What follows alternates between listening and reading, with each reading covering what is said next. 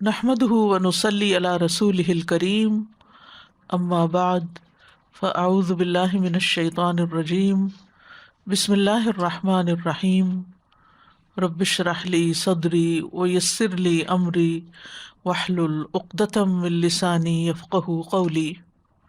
آیت نمبر 33 سے لفظی ترجمہ۔ افرأیت، کیا بھلا دیکھا آپ نے، الذی، اسے جو، تولا، منہ موڑ گیا، وآتا، اور اس نے دیا، قلیلاً، تھوڑا سا، وأکدا، اور روک لیا، اعندہ، کیا اس کے پاس، علم ہے، الغیب، غیب کا، فہوا، تو وہ، یرا، دیکھ رہا ہے، ام، یا، لم، نہیں، ینبأ، وہ خبر دیا گیا، بما، اس کی جو، فی صحف موسیٰ، صحیفوں میں ہے موسیٰ کے، و ابراہیم، اور ابراہیم کے، الذی، جس نے، وفا کی، اللہ، کہ نہیں، تزر، بوجھ اٹھائے گا، وازرۃ، کوئی بوجھ اٹھانے والا، وزر، بوجھ،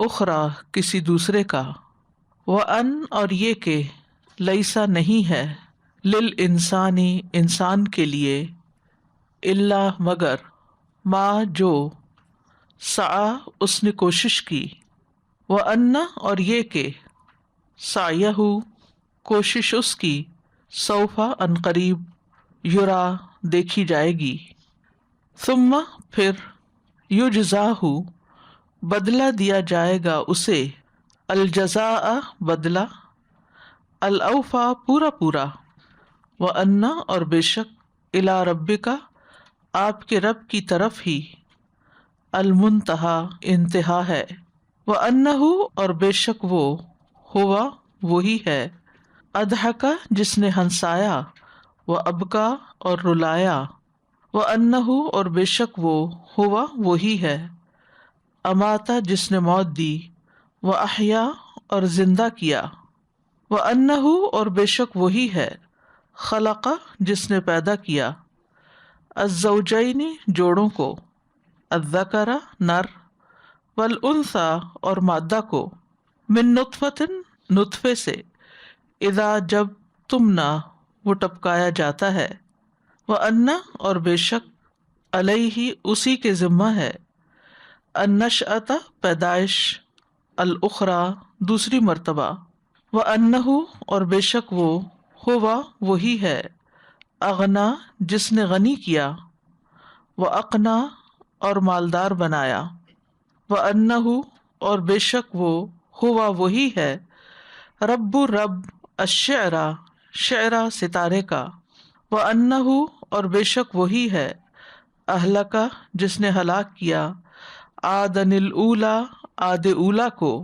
وثمود، اور سمود کو، فما، پس نہ، ابقا، باقی چھوڑا، وقوم، اور قوم، نوح کو، قوم نوح کو، من قبل، اس سے پہلے، انہم، بے شک وہ، کانو، تھے وہ، ہم، وہ، اظلم، بہت ظالم، واطغی، اور زیادہ سرکش، والمؤتفکۃ، اور الٹا دی جانے والی بستیاں، اہوا، اس نے ان کو نیچے دے مارا، پٹخا دیا، فغشاہا، تو ڈھانپ لیا اسے، ماں، جس نے، غشا، ڈھانپا، فبأی، پس کون سی، آلائی، نعمتوں پر، ربکا، اپنے رب کی، تتمارا، تم شک کرتے ہو، ھذا، یہ، نذیر، ایک ڈرانے والا ہے، من النذر،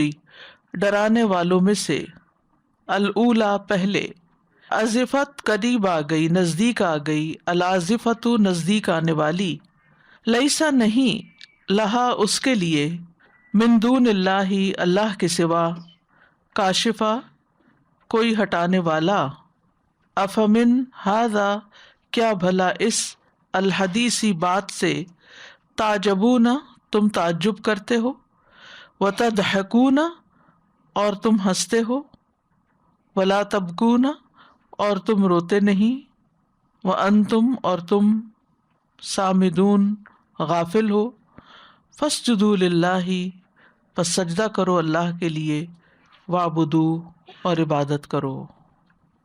أفرأيت الذي تولى وأعطى قليلا وأكدى أعنده علم الغيب فهو يرى أم لم ينبأ بما في صحف موسى وإبراهيم الذي وفى ألا تزر وازرة وزر أخرى وأن ليس للإنسان إلا ما سعى وأن سعيه سوف يرى ثم يجزاه الجزاء الأوفى وأن إلى ربك المنتهى وأنه هو أضحك وأبكى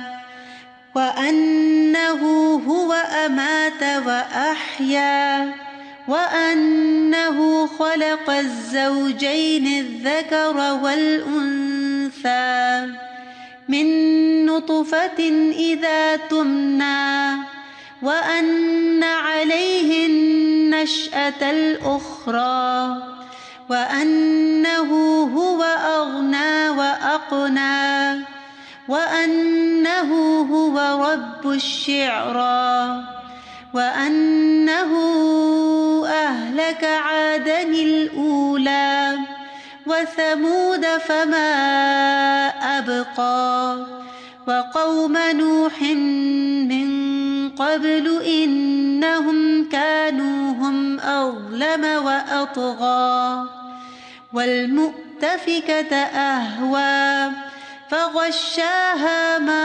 غشى فبأي آلاء ربك تتمارى هذا نذير من النذر الأولى أزفت الآزفة ليس لها من دون الله كاشفة أفمن هذا الحديث تعجبون وتضحكون ولا تبكون وأنتم سامدون فاسجدوا لله واعبدوا۔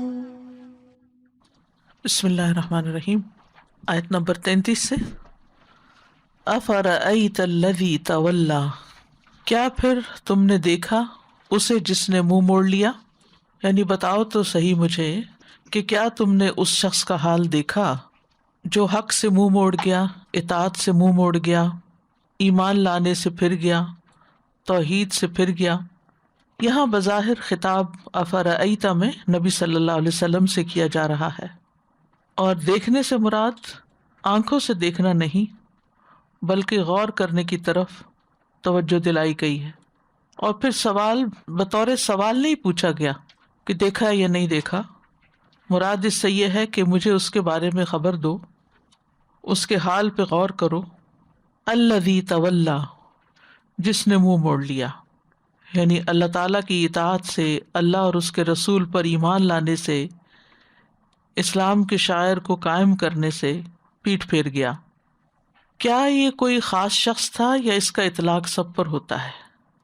تو مفسرین نے اس بارے میں کچھ افراد کے نام بھی لیے ہیں کہ ایک خاص شخص کی طرف اشارہ ہے، لیکن ظاہر ہے کہ قرآن صرف کسی خاص شخص کے بارے میں ہی بات نہیں کرتا بلکہ اس کی بات کر کے، اس کی مثال دے کر ہم سب کو بھی غور و فکر کرنے کی دعوت دیتا ہے کہ اپنے حال پر بھی غور کرو۔ تو سدی نے کہا کہ اس سے مراد عاص بن وائل السہمی ہے، مجاہد کہتے ہیں کہ اس سے مراد ولید بن مغیرہ مخزومی ہے، خالد بن ولید کا والد، کہ وہ نبی صلی اللہ علیہ وسلم اور حضرت ابوبکر کے پاس آتا، جو کچھ وہ کہتے وہ سنتا رہتا، پھر ان سے پیٹ پھیر کے چلا جاتا، یعنی آتا لیکن چلا جاتا۔ افرأیت الذی تولی، یعنی حق قبول کیے بغیر باتیں سن سنا کے وہیں پھینک کے بس چلا جاتا۔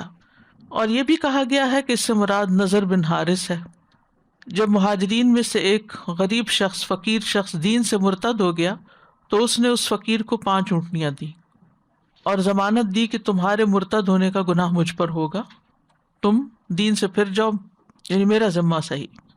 لیکن زیادہ تر رائے یہی ہے کہ اس سے مراد ولید بن مغیرہ ہے کہ وہ نبی صلی اللہ علیہ وسلم کے کلام سے بہت متاثر بھی ہوا تھا اور قریب تھا کہ اسلام قبول کر لے، لیکن کچھ لوگوں نے اس کو آر دلائی کیونکہ یہ بڑا پڑھا لکھا شخص تھا، بہت غور و فکر کرنے والا تھا، بہت ایک نمایاں شخصیت تھی مکہ والوں میں سے۔ لیکن جب اس کو آر دلائی گئی تو اس نے کہا کہ مجھے اللہ کے عذاب سے ڈر لگتا ہے۔ تو ایک شخص بولا کہ کیا تم اپنے باپ دادا کے دین سے پھر جاؤ گے؟ وہی بات جو ابو جہل نے ابو طالب سے کہی تھی جب ان کی وفات کا وقت قریب تھا۔ تو بہرحال اس نے اسلام قبول نہیں کیا۔ اور یہ بھی کہا جاتا ہے کہ ولید بن مغیرہ نے کسی اور شخص کے بارے میں بھی کہا تھا کہ تم اسلام قبول نہیں کرو اور تمہارے گناہ کا ذمہ مجھ پر صحیح، اور اگر تم ایسا نہیں کرو گے تو میں تمہیں کچھ مال دوں گا۔ پھر بعد میں اپنے وعدے سے پھر گیا اور تھوڑا سا دے کے باقی جو معاہدہ تھا وہ بھی ختم کر دیا۔ اسی لیے اگلی آیت میں آتا ہے وَآتَى قَلِيلًا وَأَكْدَى، اور اس نے دیا تھوڑا سا، یعنی تھوڑا سا مال جس کا وعدہ کیا تھا، وَأَكْدَى، اور رک گیا یا روک دیا، مزید نہیں دیا۔ اور یہ بھی معنی کیا گیا ہے کہ تھوڑا سا دین کی طرف آیا پھر رک گیا۔ آتا کا معنی یہاں تھوڑی سی اطاعت کی پھر اس کے بعد نافرمانی کی، اور یہ بھی معنی ہے کہ اس نے اپنی ذات سے لوگوں کو تھوڑا سا فائدہ دیا اور پھر اس کے بعد فائدہ دینا چھوڑ دیا۔ یہ بھی معنی کیا گیا ہے کہ زبان سے دیتا رہا، دل سے روکتا رہا۔ وَأَكْدَى، اکدا کا لفظ جو ہے یہ کدیت ان سے ہے، کدیا سخت اور ٹھوس زمین کے لیے استعمال ہوتا ہے۔ جب زمین میں کھدائی کی جاتی ہے تو اس میں راستے میں جب کوئی پتھر آ جاتا ہے، چٹان آ جاتی ہے، تو انسان کھودنے سے رک جاتا ہے کیونکہ وہ جو کسی ہوتی ہے اس سے چٹان نہیں ٹوٹتی۔ تو اس لیے یہاں پر اکدا کا معنی یہ کہ آگے پھر چٹان آ گئی، اس نے جو کام شروع کیا تھا وہ روک دیا۔ تو اس آیت میں چاہے مراد ولید بن مغیرہ ہو یا کوئی اور نافرمان ہو جو دین کی طرف آیا اور پھر رک گیا، لیکن اس میں ہم سب کے لیے ایک بہت بڑا سبق ہے کہ ہم جب اللہ کے راستے میں دیں، اور خصوصاً اگر کوئی کمٹمنٹ کر لیں، پلیج کر لیں، تو پھر اس کو پورا کرنا ضروری ہوتا ہے۔ بعض لوگ وعدہ کر لیتے ہیں میں ہر مہینے اتنا دوں گا، اور پھر 2-4 مہینے دے کے اس کے بعد غائب۔ تو اس پر بھی اس چیز کا اطلاق ہوتا ہے، آتا قلیلاً وَأَكْدَى، تھوڑا سا دیا پھر روک لیا۔ اسی طرح بعض اوقات ہم کسی کی مجبوری کو دیکھتے ہیں یا کسی کاز میں یا کسی پروجیکٹ میں ہم دیکھتے ہیں کہ بڑے اچھے مقصد کے لیے شروع کیا گیا ہے، تو ہم پہلے دل میں ارادہ کر لیتے ہیں کہ ہاں ہم اتنا اس کے لیے کریں گے، پھر اس کے بعد کیا ارادہ بدل جاتا ہے، پھر تھوڑا بہت دے کے باقی روک لیا۔ اسی طرح بعض اوقات کوئی خاص چیز ہوتی ہے، اپنے کسی رشتہ دار کو دینے کا ارادہ باندھتا ہے انسان، اور پھر تھوڑی سی دے کے پھر اس کے بعد باقی روک لی۔ اسی طرح کچھ لوگ آپ سے کمٹمنٹ کرتے ہیں کہ ہم آپ کو اس کام کے لیے اتنے پیسے دیں گے، پھر اس کے بعد بہانے کرتے ہیں یا کوئی اور طریقہ اختیار کرتے ہیں کہ جس سے وہ اپنے وعدے پہ پورے نہیں اترتے، اس کو روک لیتے ہیں، یا کسی کام میں جوش و خروش سے شروع ہوئے پھر اس کے بعد رک گئے۔ یہ کب ہوتا ہے؟ یہ اس وقت ہوتا ہے جب انسان مال کو یا اپنے وقت کو یا اپنی صلاحیتوں کو اللہ کی خاطر استعمال نہیں کر رہا ہوتا، خالص نیت سے نہیں کر رہا ہوتا، اللہ سے اجر کا یقین نہیں ہوتا۔ تو پھر یا تو انسان دیتا ہے اور احسان جتا کے ضائع کرتا ہے، دکھاوا کرتا ہے، وہاں دیتا ہے جہاں پر اس کا کوئی نام ہو، شہرت ہو، کوئی اس کو پوچھنے والا ہو، ماننے والا ہو، یا اس کا کوئی فائدہ ہو، یا پھر انسان روک لیتا ہے یا دیتا ہی نہیں یا کم دیتا ہے۔ تو ایسا شخص اللہ کا اطاعت گزار نہیں ہوتا، بندوں کو فائدہ پہنچانے والا نہیں ہوتا، وہ اللہ کی اطاعت سے منہ موڑ لیتا ہے، تھوڑی بہت کی اور اس کے بعد ختم۔ عبادات میں بھی آپ دیکھیے کہ بعض لوگ صرف جمعہ پڑھتے ہیں، باقیوں کی پرواہ نہیں کرتے، کبھی صرف رمضان میں ہی جوش و خروش دکھاتے ہیں اور باقی سال غائب ہو جاتے ہیں، یا کسی خاص ایکسائٹمنٹ کے موقع پر کود پڑتے ہیں خیر کے کام میں اور اس کے بعد اس کو بھول جاتے ہیں۔ آتا قلیلاً، قلیل کا مطلب یہ کہ جتنا دینا چاہیے تھا، جتنا یہ دے سکتا تھا اتنا نہیں دیا، سوچا بھی، ارادہ بھی کیا، پھر روک لیا۔ اچھا یہ کب ہوتا ہے؟ یہ کسی نہ کسی درجے میں ہم سب کے ساتھ کہیں نہ کہیں ہوتا ہے۔ یہ کب ہوتا ہے؟ جب ہم یا تو شیطان کے کسی وسوسے کا شکار ہوتے ہیں، یا کوئی بندہ آ کے ہمیں بہکا دیتا ہے، نہیں نہیں اس کو دینے کی ضرورت نہیں، اس کے پاس تو پہلے ہی بہت ہے، یا اسی طرح کوئی ہمیں اس مشن کی سچائی یا اس میں آخرت کے فائدے کا پورا یقین نہیں ہوتا۔ تو انسان کو چاہیے کہ اللہ کے راستے میں دینے والا بنے، چاہے علم ہو، چاہے مال ہو، چاہے وقت ہو، چاہے اپنی صلاحیتیں ہوں، قوتیں ہوں، کچھ بھی ہو، ان کو روک روک کے نہ رکھے۔ الذی جمع مالا وعددا یحسب ان مالہ اخلدا، وہ جو جمع کرتا ہے، گن گن کے رکھتا ہے، سمجھتا ہے ہمیشہ اس کے پاس رہے گا۔ تو یہ سب کچھ ہمارے پاس ہمیشہ رہنے والا نہیں ہے۔ اسی طرح بعض اوقات ہم خود نہیں اپنے بچوں کو خیر کے کام میں والنٹیئر کرنے کو کہتے ہیں، اچھا تم کر لو، وہ پوچھتے ہیں، ہم کہتے ہیں کر لو، پھر تھوڑا بہت وہ بےچارے کرنے لگے، پھر ان کی بات کھینچ لیتے ہیں، بس کرو، ٹو مچ ہو گیا۔ تو بچا بچا کے نہ رکھ اسے، تیرا آئینہ ہے وہ آئینہ کہ شکستہ ہو تو عزیز تر ہے نگاہ آئینہ ساز میں۔ جتنا اس کے رستے میں تھکیں گے، جتنا لگائیں گے، اتنا ہی فائدہ اٹھائیں گے۔ تو ایسے بخیل لوگوں کے رستے پہ یا طریقے پہ نہ چلیں کہ جو اللہ کے راستے میں اپنا آپ دینے سے کتراتے ہیں اور اپنی صلاحیت کے مطابق پورا نہیں کرتے۔ تو یہ تھوڑ دل انسان کی کیفیت بتائی گئی ہے، جیسے کہ سورۃ المعارج میں بھی آتا ہے، ان الانسان خلق ہلوعا اذا مسہ الشر جزوعا واذا مسہ الخیر منوعا، کہ جب مال ملتا ہے تو بخیل بن جاتا ہے، پہلے بڑے بڑے وعدے کرتا ہے، نظر مانتا ہے کہ مجھے اتنا مل جائے تو میں اتنا صدقہ کروں گا، جب مل جاتا ہے تو بھول جاتا ہے۔ اور بخل جو ہے وہ انسان کی بدترین صفت ہے۔ نبی صلی اللہ علیہ وسلم نے فرمایا، آدمی میں سب سے بدترین چیز بے صبرے پن کے ساتھ بخل اور حد سے زیادہ بزدل ہونا ہے۔ بخل ایمان کی منافی صفت ہے۔ مسند احمد میں ہے، نبی صلی اللہ علیہ وسلم نے فرمایا، ایک مسلمان آدمی کے دل میں ایمان اور بخل اکٹھے نہیں ہو سکتے۔ مومن دینے والا ہوتا ہے، دینے والا۔ رسول اللہ صلی اللہ علیہ وسلم نے فرمایا، اے ابن آدم، ضرورت سے زائد مال خرچ کر دینا تمہارے لیے بہتر ہے، اگر تم اس کو روک لو گے تو تمہارے لیے برا ہوگا، اور گزر بسر جتنا مال رکھنے پر تم میں کوئی ملامت نہیں۔ دینے کی ابتدا اپنے گھر والوں سے کرو، اوپر والا ہاتھ نیچے والے ہاتھ سے بہتر ہے۔ ابن عمر کہتے ہیں، رسول اللہ صلی اللہ علیہ وسلم نے فرمایا، بے شک اللہ اپنے بندوں کو نفع پہنچانے کے لیے کچھ لوگوں کو بطور خاص نعمتیں عطا کرتا ہے، یعنی انہیں عام لوگوں سے زیادہ وہ صلاحیت دے دیتا ہے۔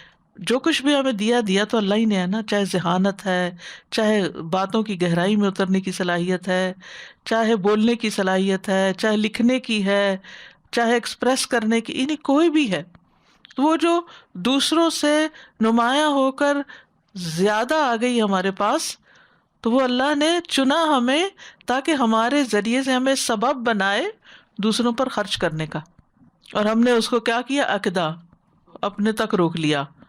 فرمایا اگر وہ خرچ کرتے رہیں تو وہ انعامات برقرار رہتے ہیں، ایسے لوگ بوڑھے بھی ہو جائیں تب بھی ان کی صلاحیتیں اللہ باقی رکھتا ہے کہ وہ اپنے ہاتھ پاؤں سے یا اپنے مال سے یا اپنے علم سے یا اپنی عقل سمجھ سے دوسروں کو فائدہ پہنچاتے رہیں۔ اور اگر وہ خرچ کرنے سے رک جائیں، کسی بھی فیکلٹی کو استعمال کرنے سے روک دیں، کیا ہوتا ہے؟ زنگ لگ جاتا ہے نا۔ اور اگر وہ خرچ کرنے سے رک جائیں تو وہ ان سے سلب کر کے دوسروں کو عطا کر دیتا ہے، پھر وہ نعمت آپ سے چھن جاتی ہے، کوئی اور کر دے گا، آپ نہیں کریں گے کوئی اور کرے گا۔ اور بخل کرنے والوں کی مثال ایک حدیث میں یوں دی گئی ہے کہ جب بخیل انسان خرچ کرنے کا ارادہ کرتا ہے تو ایک کرتے کا حلقہ، ہر حلقہ جو لوہے کا کرتا ہے، وہ اپنی جگہ سے چمٹ جاتا ہے اور اس کا سینہ گھٹنے لگتا ہے، اس میں یعنی جیسے کپڑا ہوتا ہے نا تو تنگ ہو جاتا ہے، اسی طرح انسان کا دل دیتے ہوئے بہت تھوڑا ہونے لگتا ہے۔ نبی صلی اللہ علیہ وسلم نے فرمایا، جو شخص اپنا زائد پانی اور زائد گھاس کسی کو دینے سے روکتا ہے، اللہ قیامت کے دن اس سے اپنا فضل روک لے گا، یعنی آپ کے پاس ایکسٹرا ہے اور دوسرا بیچارہ محتاج بیٹھا ہے اور آپ اس کی پرواہ نہیں کرتے. پھر اسی طرح وَلَا يَحْسَبَنَّ الَّذِينَ يَبْخَلُونَ بِمَا آتَاهُمُ اللَّهُ مِنْ فَضْلِهِ هُوَ خَيْرٌ لَّهُمْ بَلْ هُوَ شَرٌّ لَّهُمْ، کہ جو لوگ اللہ کے دیے ہوئے فضل میں سے بخل کرتے ہیں وہ یہ مت سمجھے کہ ان کے لیے اچھا ہے، بلکہ ان کے لیے بہت برا ہے. رسول اللہ صلی اللہ علیہ وسلم نے فرمایا، جب کوئی رشتہ دار اپنے کسی رشتہ دار کے پاس جا کر کسی ایسی زائد ایکسٹرا چیز کا سوال کرتا ہے جو اللہ نے اس کو عطا کی ہوئی ہوتی ہے لیکن وہ اس میں بخل کرتا ہے، تو ایسے آدمی کے لیے قیامت کے دن جہنم سے سانپ نکالا جائے گا جو اپنی زبان نکالے ہوئے ہوگا، اور جسے شجاع کہتے ہوں گے اسے ایسے آدمی کا طوق بنا دیا جائے گا. اور یہ رشتہ داروں میں لڑائیاں اور فساد اور بدمزگیاں اور اسی وجہ سے بعض اوقات ہوتی ہیں کہ ایک کو اللہ نے بہت نوازا ہوتا ہے، دوسرا ایوریج ہوتا ہے. جو دیا جاتا ہے وہ قارون بن جاتا ہے، وہ کہتا ہے انما اوتیتہ علی علم عندی، یہ تو میرے علم سے مجھے ملا، میری قابلیت، میری صلاحیت، اور یہ پڑھتا نہیں تھا، یہ کام نہیں کرتا تھا، یہ فلاں تھا. دوسرے کو بلیم کرتا رہتا ہے. نتیجہ کیا ہوتا ہے کہ دوسرا پیچھے رہ جاتا ہے، اور پیچھے رہنے کی وجہ سے اگر کبھی کچھ مانگ لیتا ہے کسی زائد والے سے تو عموماً وہ بخل اختیار کرتا ہے. پھر اسی طرح عبداللہ ابن عمرو ابن العاص سے روایت ہے کہ نبی صلی اللہ علیہ وسلم نے فرمایا، بے شک ہر بد مزاج، بد خلق، بدتمیز، اکڑ کے چلنے والا، متکبر، بہت زیادہ مال جمع کرنے والا، بہت زیادہ بخل کرنے والا، یہ سب لوگ جہنمی ہیں، اور کمزور اور مغلوب لوگ جنتی. پھر معمولی چیز روکنا بھی بعض اوقات انسان کو جنت سے محروم کرنے کا سبب بن سکتا ہے. نبی صلی اللہ علیہ وسلم کعب بن مالک کی عیادت کے لیے گئے. جب آپ ان کے ہاں داخل ہوئے تو آپ نے فرمایا، اے کعب خوش ہو جاؤ، یعنی بیماری بھی رحمت ہے. تو ان کی ماں نے کہا، اے کعب تمہیں جنت مبارک. انہوں نے سمجھا کہ شاید آپ جنت کی خوشخبری دے رہے ہیں. آپ نے فرمایا، اے ام کعب تمہیں کیا معلوم، شاید کعب نے کوئی ایسی بے مقصد بات کہی ہو یا ایسی چیز سے روکا ہو جو اسے غنی نہ کرتی ہو، یعنی معمولی چیز دینے سے انکار کر دیا ہو حالانکہ وہ دوسرے کی بہت ضرورت کی تھی. پھر فرمایا، اَعِندَهُ عِلْمُ الْغَيْبِ فَهُوَ يَرَىٰ، کیا اس کے پاس علم غیب ہے کہ وہ سب کچھ دیکھ رہا ہو، یعنی وہ پردے کے پیچھے چھپی ہوئی چیزیں دیکھ رہا ہے. اب کیا اس کا تعلق پچھلی آیات کے ساتھ ہے یا پھر یہ الگ سے آیت ہے؟ تو اگر اس کو ہم ولید بن مغیرہ کی طرف ریفر کریں تو کیا اس کے پاس، ولید بن مغیرہ کے پاس کوئی علم غیب تھا؟ اب یہاں سوال نہیں کیا جا رہا ہے، استفہام انکاری اس کو کہتے ہیں کہ نہیں ہے، یعنی کیا ہے وہ نہیں ہے، لیکن سوچ ابھاری گئی ہے. یہاں پوچھا نہیں جا رہا کہ کیا اس کے پاس علم غیب ہے کہ نہیں، اللہ کو سب پتا ہے کہ کچھ نہیں ہے اس کے پاس، تو یہ نفی کی جا رہی ہے. تو یہ سوال برائے نفی ہوتا ہے. عندہ علم الغیب، کیا اس کے پاس علم غیب ہے کس بات کا کہ کوئی دوسرا اس کا عذاب اٹھا لے گا یا وہ کسی کا عذاب اٹھا لے گا. تو آگے نفی مزید کر دی گئی، اللہ تزر وازرۃ وزر اخری. یا یہ کہ بخل کیوں کرتا ہے کہ خرچ کرنے سے مال ختم ہو جائے گا، کہ آج وہ دے دے گا تو کل اس کو کچھ نہیں ملے گا. کیا اس نے اپنا فیوچر دیکھ رکھا ہے، کیا اس نے مستقبل کو دیکھ رکھا ہے؟ یا پھر یہ کہ کچھ لوگ ایسے ہوتے ہیں کہ جو دنیا میں نہیں دیتے اور وہ کہتے ہیں کہ کل قیامت کے دن ہم اٹھیں گے تو اس سے بھی زیادہ ہمیں ملے گا. قرآن مجید میں آتا ہے سورۃ مریم میں، افرأیت الذی کفر بآیاتنا وقال لأوتین مالا وولدا اطلع الغیب ام اتخذ عند الرحمن عہدا. کیا تو نے اس شخص کو دیکھا جس نے ہماری آیات کا انکار کیا اور کہا مجھے ضرور ہی مال اور اولاد سے نوازا جائے گا؟ کیا اس نے غیب کو جھانک کر دیکھ لیا یا اس نے رحمان سے کوئی عہد لے رکھا ہے؟ یہ جو انسان وہم و گمان کی بنیاد پر اپنے اعمال کی بنیاد رکھتا ہے وہ گویا ایسا ہے کہ جیسے غیب جانتا ہو. کچھ لوگ ایسے ہوتے ہیں نا، ہر وقت خدشات کا اظہار کرتے رہتے ہیں، اب یہ ہو جائے گا، اب اگر یہ مال میں نے خرچ کر دیا تو پھر میرا فلاں کام نہیں ہوگا، اور یعنی فیوچر کے بارے میں ضرورت سے زائد پریشان رہنا، انگزائٹی کا شکار ہونا. بھئی کل کس نے دیکھی؟ عام محاورہ ہے نا جو کہتے ہیں کل کس نے دیکھا. تو کیا اس کے پاس علم الغیب ہے؟ یہ کل کو دیکھ رہا ہے کہ کل اس کے ساتھ کیا ہوگا. دو طرح سے انسان کل کو دیکھتا ہے، یا تو خوش فہمی کا شکار ہوتا ہے کہ میں جو مرضی کر لوں جنت تو میری ہے، یا مایوسی کا شکار ہوتا ہے. اور انسان بخل کرنے لگتا ہے کہ جو کچھ ہے سمیٹ کے رکھ لوں، کیونکہ کل کا نہیں پتا کیا ہوگا، تو پھر میرا کیا بنے گا۔ پھر فرمایا ام لم ينبأ بما فی صحف موسیٰ و ابراہیم الذی وفا، کیا اسے ان باتوں کی خبر نہیں پہنچی جو موسیٰ کے صحیفوں میں ہے اور ابراہیم علیہ السلام کے صحیفوں میں بھی، جس نے وفا کا حق ادا کر دیا، جس نے سارے وعدے پورے کر دیے، جس نے آتا و عقدہ نہیں کیا بلکہ جو اللہ کے راستے میں دینے کی کمٹمنٹ کی تھی اس کو خوب پوری کی۔ وفا ام لم ینبہ، کیا اسے خبر نہیں دی گئی، یعنی اس مدعی کو جو اس طرح کے دعوے کرتا ہے کہ اسے بعد میں اور بھی مل جائے گا، اس کو نہیں پتا کہ موسیٰ علیہ السلام کے صحیفوں میں کیا آیا ہے، اس کی تعلیمات کا ذکر نہیں، اور ابراہیم علیہ السلام کے صحیفوں میں کیا آیا ہے اس کو نہیں معلوم۔ الذی وفا، عقدہ کے برعکس جس نے وفا کا حق ادا کیا، احکام کی پوری پوری بجا آوری کی۔ اب یہاں پر آپ دیکھیے کہ پھر یہ جو ام ہے یہ بل کے معنوں میں، بل اضراب کے لیے ہوتا ہے، یعنی بات کی نفی کی جا رہی۔ یہاں موسیٰ علیہ السلام کا ذکر کیا اللہ تعالیٰ نے، جو بنی اسرائیل کے انبیاء میں سے سب سے افضل نبی ہیں، اور صحف موسیٰ سے مراد تورات ہیں، اور جو صحیفے ان کو دیے گئے تھے، اور یہ تورات جو تھی وہ قابل اعتماد کتاب تھی جو اللہ نے نازل کی تھی۔ پھر ابراہیم علیہ السلام کا ذکر کیا گیا جو تمام انبیاء کے باپ ہیں، بنی اسماعیل اور بنی اسرائیل کے تمام انبیاء کے باپ۔ سوال یہ پیدا ہوتا ہے کہ زیادہ فضیلت تو ابراہیم علیہ السلام کی ہے، موسیٰ علیہ السلام کا ذکر پہلے کیوں آیا ہے؟ تو اس میں ایک وجہ تو یہ ہو سکتی ہے کہ ردم جو سورت کا ہے، اگر آپ غور کریں تو آخری چند آیتوں کے علاوہ پوری سورت ایک ہی پیٹرن ہے، اور یعنی کہ اور حیران کن ہے، اخرا سعی یرا اوفا۔ اس کو جب آپ صرف سنتے جاتے ہیں تو میں تقریباً روز اس کو پیچھے سے سنتی تھی، تو پچھلے ہفتے پڑھانے کے بعد جب نیکسٹ ڈے میں سن رہی تھی تو بس حیران ہی ہوتی چلی گئی کہ اتنی زبردست وکیبلری اللہ رب العالمین کے علاوہ کسی کے پاس بھی نہیں ہو سکتی، کہ اتنے زیادہ آپس میں ملتے جلتے الفاظ، اور پھر ایک کے بعد ایک کے بعد حیران ہوتی جا رہی تھی، اچھا اب کیا آئے گا، اب کیا آئے گا، اب کیا، اور پھر میننگ کے اعتبار سے اتنی جامع۔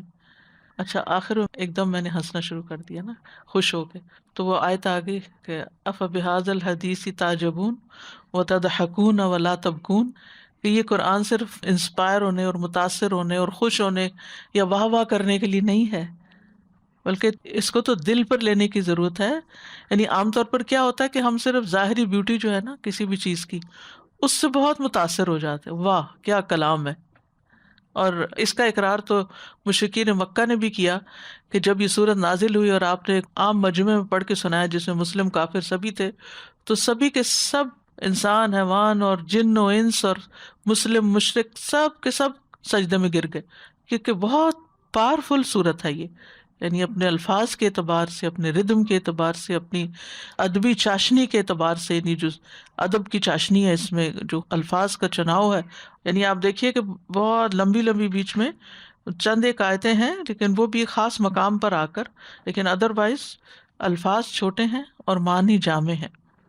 تو ابراہیم علیہ السلام کے صحیفے جو ہیں الگ سے تو ان کا نہیں پتہ چلتا، لیکن بہرحال جو تعلیمات ہیں وہ پچھلی ساری کتابوں کی صحیفوں کی وہ قرآن مجید میں محفوظ کر دی گئی ہیں۔ اور ابراہیم علیہ السلام کے صحیفوں میں بھی آبویسلی توحید اور صحیح ملت کے اتباع کا ذکر ہے، اور خاص طور پر یہاں ابراہیم علیہ السلام کی جو صفت بیان ہوئی وہ کیا ہے؟ الذی وفا، جنہوں نے وفا کا حق ادا کر دیا۔ اللہ سبحانہ وتعالیٰ نے ابراہیم علیہ السلام کی آزمائش کی تھی، سورۃ البقرہ 124 میں آتا ہے وَإِذِ ابْتَلَىٰ إِبْرَاهِيمَ رَبُّهُ بِكَلِمَاتٍ فَأَتَمَّهُنَّ، جب ابراہیم علیہ السلام کو ان کے رب نے چند باتوں میں آزمایا تو انہوں نے ان کو پورا کر دیا۔ مثلا بیٹے کی ذبح کرنے کے بارے میں جو آتا ہے، آتش نمرود میں گرنے کے، اور باقی بھی تمام احکامات، یعنی کسی حکم کو ٹالا ہی نہیں۔ توحید کے حکم سے لے کے چھوٹی چھوٹی چیزیں جیسے ختنہ کرنے کا حکم ہے، ناخن کاٹنے کا، بال صاف کرنے کا، ترشوانے کا، ان سارے احکامات پہ، یعنی سب سے بڑی بات کیا؟ توحید کا حکم ہے، اور یہ عام روزمرہ کی چھوٹے چھوٹے نیکیاں ہیں جن کے کرنے کا حکم دیا۔ اچھا ہمارا حال کیا ہے کہ اگر ہم توحید کو خالص کر بھی لیتے تو جو چھوٹے اعمال ہیں ان کی پرواہ نہیں کرتے، ناخن تراشنے ہیں یا اپنی صفائی کرنی ہے یا اور اس طرح کی چیزیں، ان کے بارے میں غافل ہوتے ہیں. لیکن ابراہیم علیہ السلام بڑا حکم ہو یا چھوٹا ہو، ہر ایک کو پورا کرنے والے. یعنی ہم اپنی زندگیوں پہ غور کریں نا، کچھ مان لیا اور کچھ سستی کے مارے چھوڑ دیا. یہ بھی نہیں ہوتا کہ کوئی دل میں بغاوت ہوتی ہے، اچھا کر لیں گے، اچھا بعد میں صحیح، اچھا یہ تو چھوٹی سی بات ہے، الا لمم میں لمم کی معافی ہو جائے گی تو اچھا لمم ہی تو ہے، کوئی بات نہیں، پھر کیا ہوا، یہ تو صغیرہ گناہ ہے. لیکن ابراہیم علیہ السلام نے صغیرہ کبیرہ کی بات نہیں کی. الذی وفا، اور پھر یہ کہ پورا کرنے کے علاوہ وفاداری کا حق ادا کر دیا. یعنی جب آپ کسی کے لائل ہوتے ہیں نا، تو پھر آپ اپنی جان سے بھی کھیل جاتے ہیں، اپنی جان کی بھی پرواہ نہیں کرتے، اپنی اولاد کی بھی پرواہ نہیں کرتے، پھر آپ اپنی لائلٹی کو نبھاتے ہیں. تو ابراہیم علیہ السلام اتنے لائل تھے کہ جب ان کو بیٹے کی ذبح کرنے کا حکم دیا گیا تو انہوں نے عملی طور پر اس کو نافذ کرنے کا نہ صرف یہ کہ ارادہ کیا، بلکہ اسماعیل علیہ السلام کو پیشانی کے بل لٹا بھی دیا اور گردن پہ چھری بھی رکھ دی. لیکن اللہ سبحانہ وتعالیٰ نے اس کے بدلے میں وَفَدَيْنَاهُ بِذِبْحٍ عَظِيمٍ. تو ان صحیفوں میں کیا تھا؟ صحف ابراہیم و موسیٰ، جیسے کہ سورۃ الاعلیٰ میں بھی آتا ہے ان ھذا لفی الصحف الاولیٰ صحف ابراہیم و موسیٰ. اور یہاں پر مزید کچھ چیزیں ہیں، اور وہ کیا ہیں؟ اللہ تزر وازرۃ وزر اخری. یہ تعلیمات ہیں پچھلے صحیفوں کی کہ کوئی بوجھ اٹھانے والا کسی دوسرے کا بوجھ نہیں اٹھائے گا. یہ طے ہو گئی بات. یہ بیان ابراہیم اور موسیٰ علیہ السلام کے صحیفوں میں بھی موجود ہے کہ ہر انسان اپنے گناہوں کا بوجھ خود اٹھائے گا. ہر شخص اپنے فعل کا ذمہ دار ہے، نمبر 1. نمبر 2، دوسرے شخص پر کسی کے فعل کی ذمہ داری نہیں ڈالی جا سکتی الا یہ کہ اس میں اس کا بھی کچھ حصہ ہو. نمبر 3، کوئی شخص کسی دوسرے کے فعل کی ذمہ داری نہیں لے سکتا. تم یہ گناہ کرو اور اس کا بدلہ میں دوں گا. یہ وہی کنٹینیویشن ہے اس بات کی جو پیچھے گزر چکی کہ تم اسلام سے پھر جاؤ، تمہارا گناہ میرے سر سے ہی. لیکن یہاں پر کیا بتا دیا گیا کہ نہیں، یہ نہیں ہو سکتا، کوئی بھی انسان کسی دوسرے کا گناہ نہیں اٹھائے گا. وزر اخری سورۃ العنکبوت میں بھی آتا ہے نا، وقال الذین کفروا للذین آمنوا اتبعوا سبیلنا ولنحمل خطایاکم وما هم بحاملین خطایاہم من شیء انہم لکاذبون. اور کافر ایمان والوں سے کہتے ہیں کہ تم ہمارے طریقے کی پیروی کرو، ہم تمہارے گناہوں کا بوجھ اٹھا لیں گے، حالانکہ وہ دوسرے کے گناہوں کا کچھ بھی بوجھ نہیں اٹھائیں گے. یہ سراسر جھوٹے لوگ ہیں. یہ اپنے گناہوں کا بوجھ تو اٹھائیں گے، ساتھ ہی دوسروں کے بوجھ بھی اٹھائیں گے، یعنی جنہیں انہوں نے گمراہ کیا ہوگا. جو کچھ یہ افطرا کرتے رہے، قیامت کے دن ان سے ان کے متعلق ضرور پوچھا جائے گا.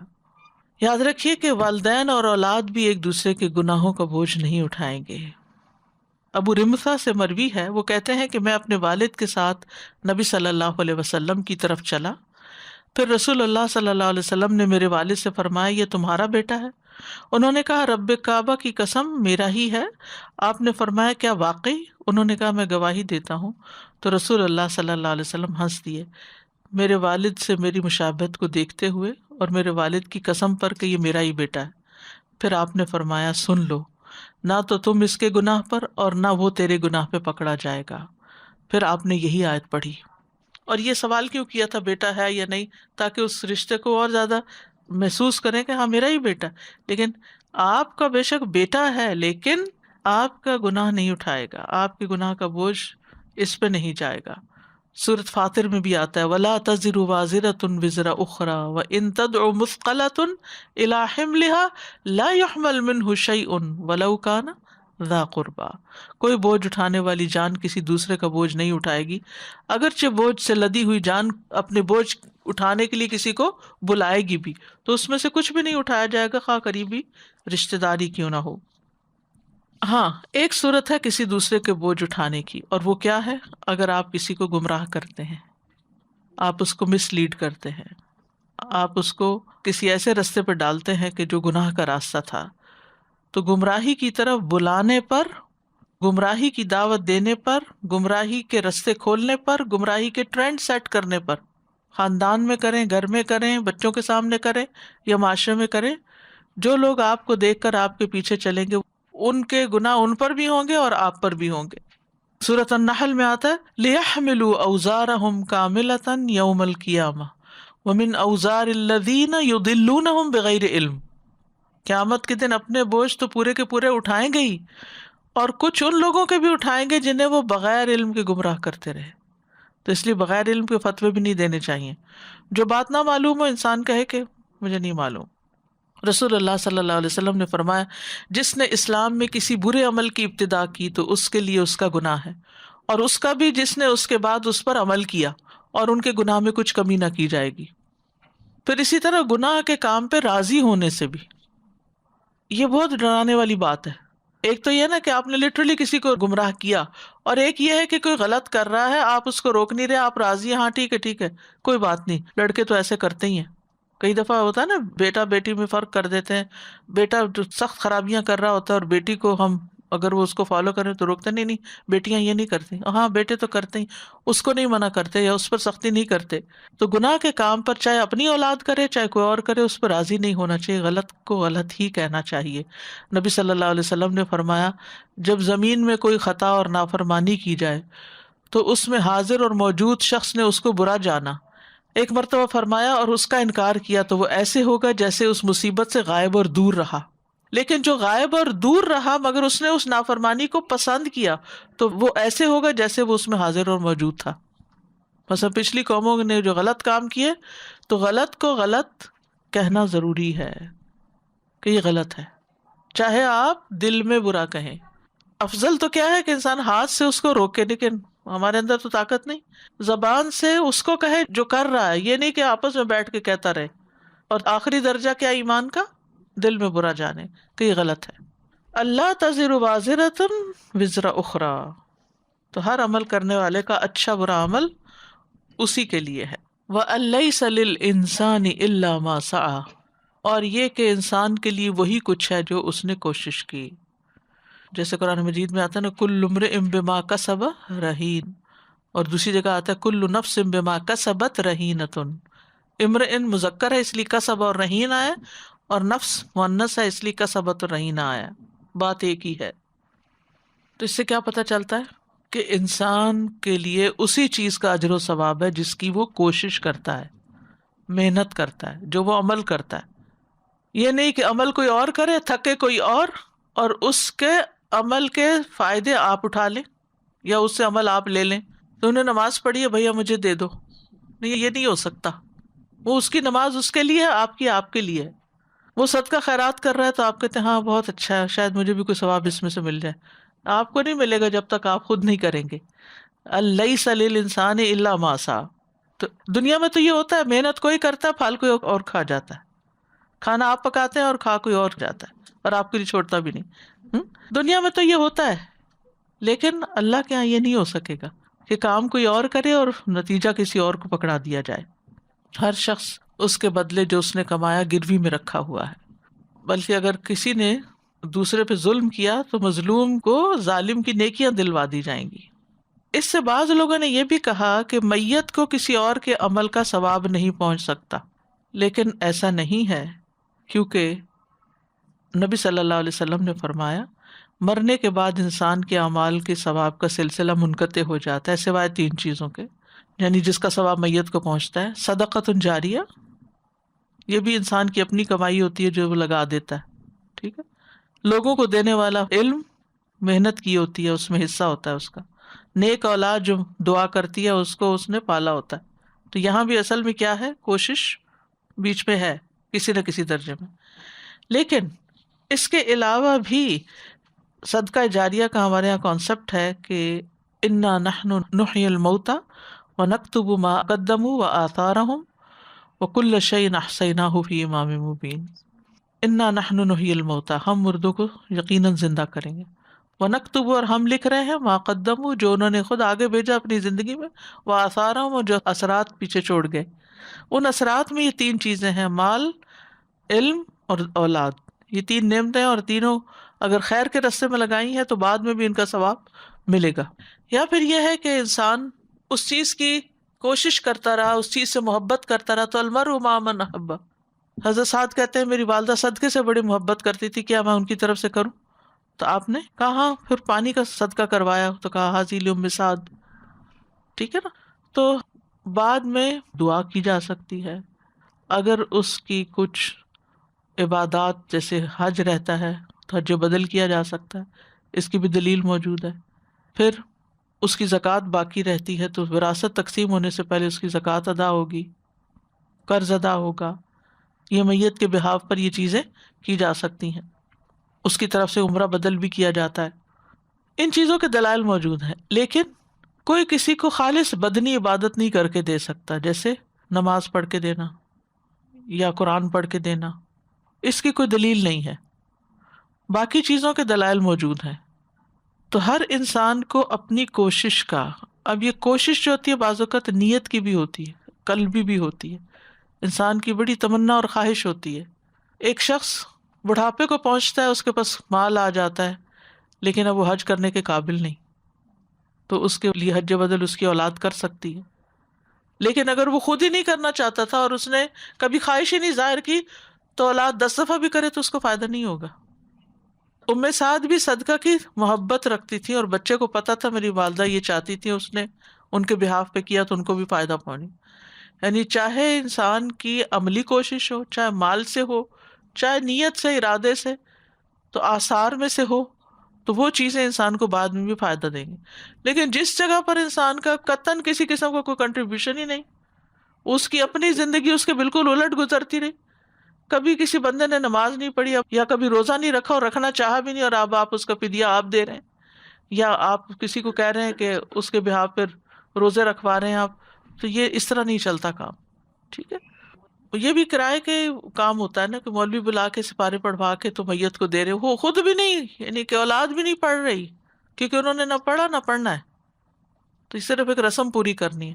تو یہ چیزیں جو ہے نا یہ فائدہ نہیں دیتی. پھر تو یہ ہے کہ انسان ایک طرح سے یہ جو بعد میں کسی کے لیے صدقہ کرتا ہے یا دعا کرتا ہے تو یہ ایک تحفہ ہوتا ہے جو ہم مرنے والے کو بھیجتے ہیں. جیسے زندگی میں تحفے دیتے ہیں نا، تو مرنے کے بعد بھی تحفہ بھیجتے ہیں. لیکن بعض لوگ ہوتے ہیں جو عمل کرتے ہیں تو کہتے ہیں اس کا ثواب فلاں کو پہنچے، اس کا فلاں کو پہنچے، اس کا فلاں کو پہنچے، اور جن کو آپ بھیج رہے ہیں ان کے پاس تو پہلے ہی بہت کچھ ہے.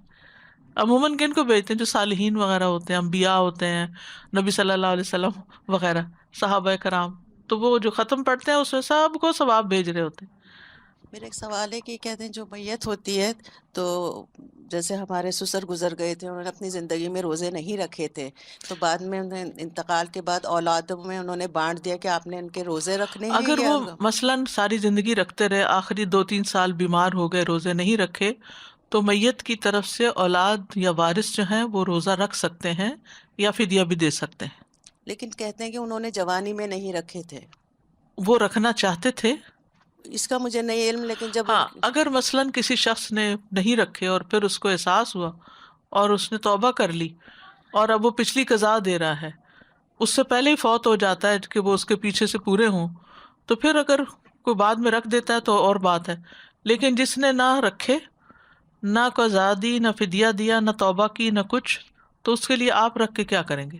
قرآن پڑھنے کا اور نمازیں پڑھنے کا جو ہے اس میں دلیل تو موجود نہیں ہے، لیکن جو لوگ اس سے سبسکرائب کرتے ہیں، اور انڈیا پاکستان میں زیادہ تر حنفی فقہ چلتی ہے جس میں یہ وہ کہتے ہیں کہ اوکے ہے، وہ قیاس کرتے ہیں کہ چونکہ حج، عمرہ اور صدقہ الاؤڈ ہے تو پھر قرآن پڑھنا اور وہ جی، بھی الاؤڈ.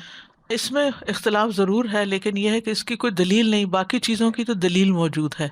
یعنی نبی صلی اللہ علیہ وسلم نے کبھی بھی کسی کے لیے قرآن نہیں پڑھ کے دیا، اور اسی طرح نماز. میں ہمیشہ سوچتی ہوں کہ ان 2 چیزوں کو کیوں نہیں، یعنی روزے کا ملتا ہے، حج کا ملتا ہے، باقی چیزوں کا ملتا ہے، لیکن نماز اور قرآن کا نہیں ملتا، کیونکہ یہ 2 خالصتاً ذاتی چیزیں ہیں.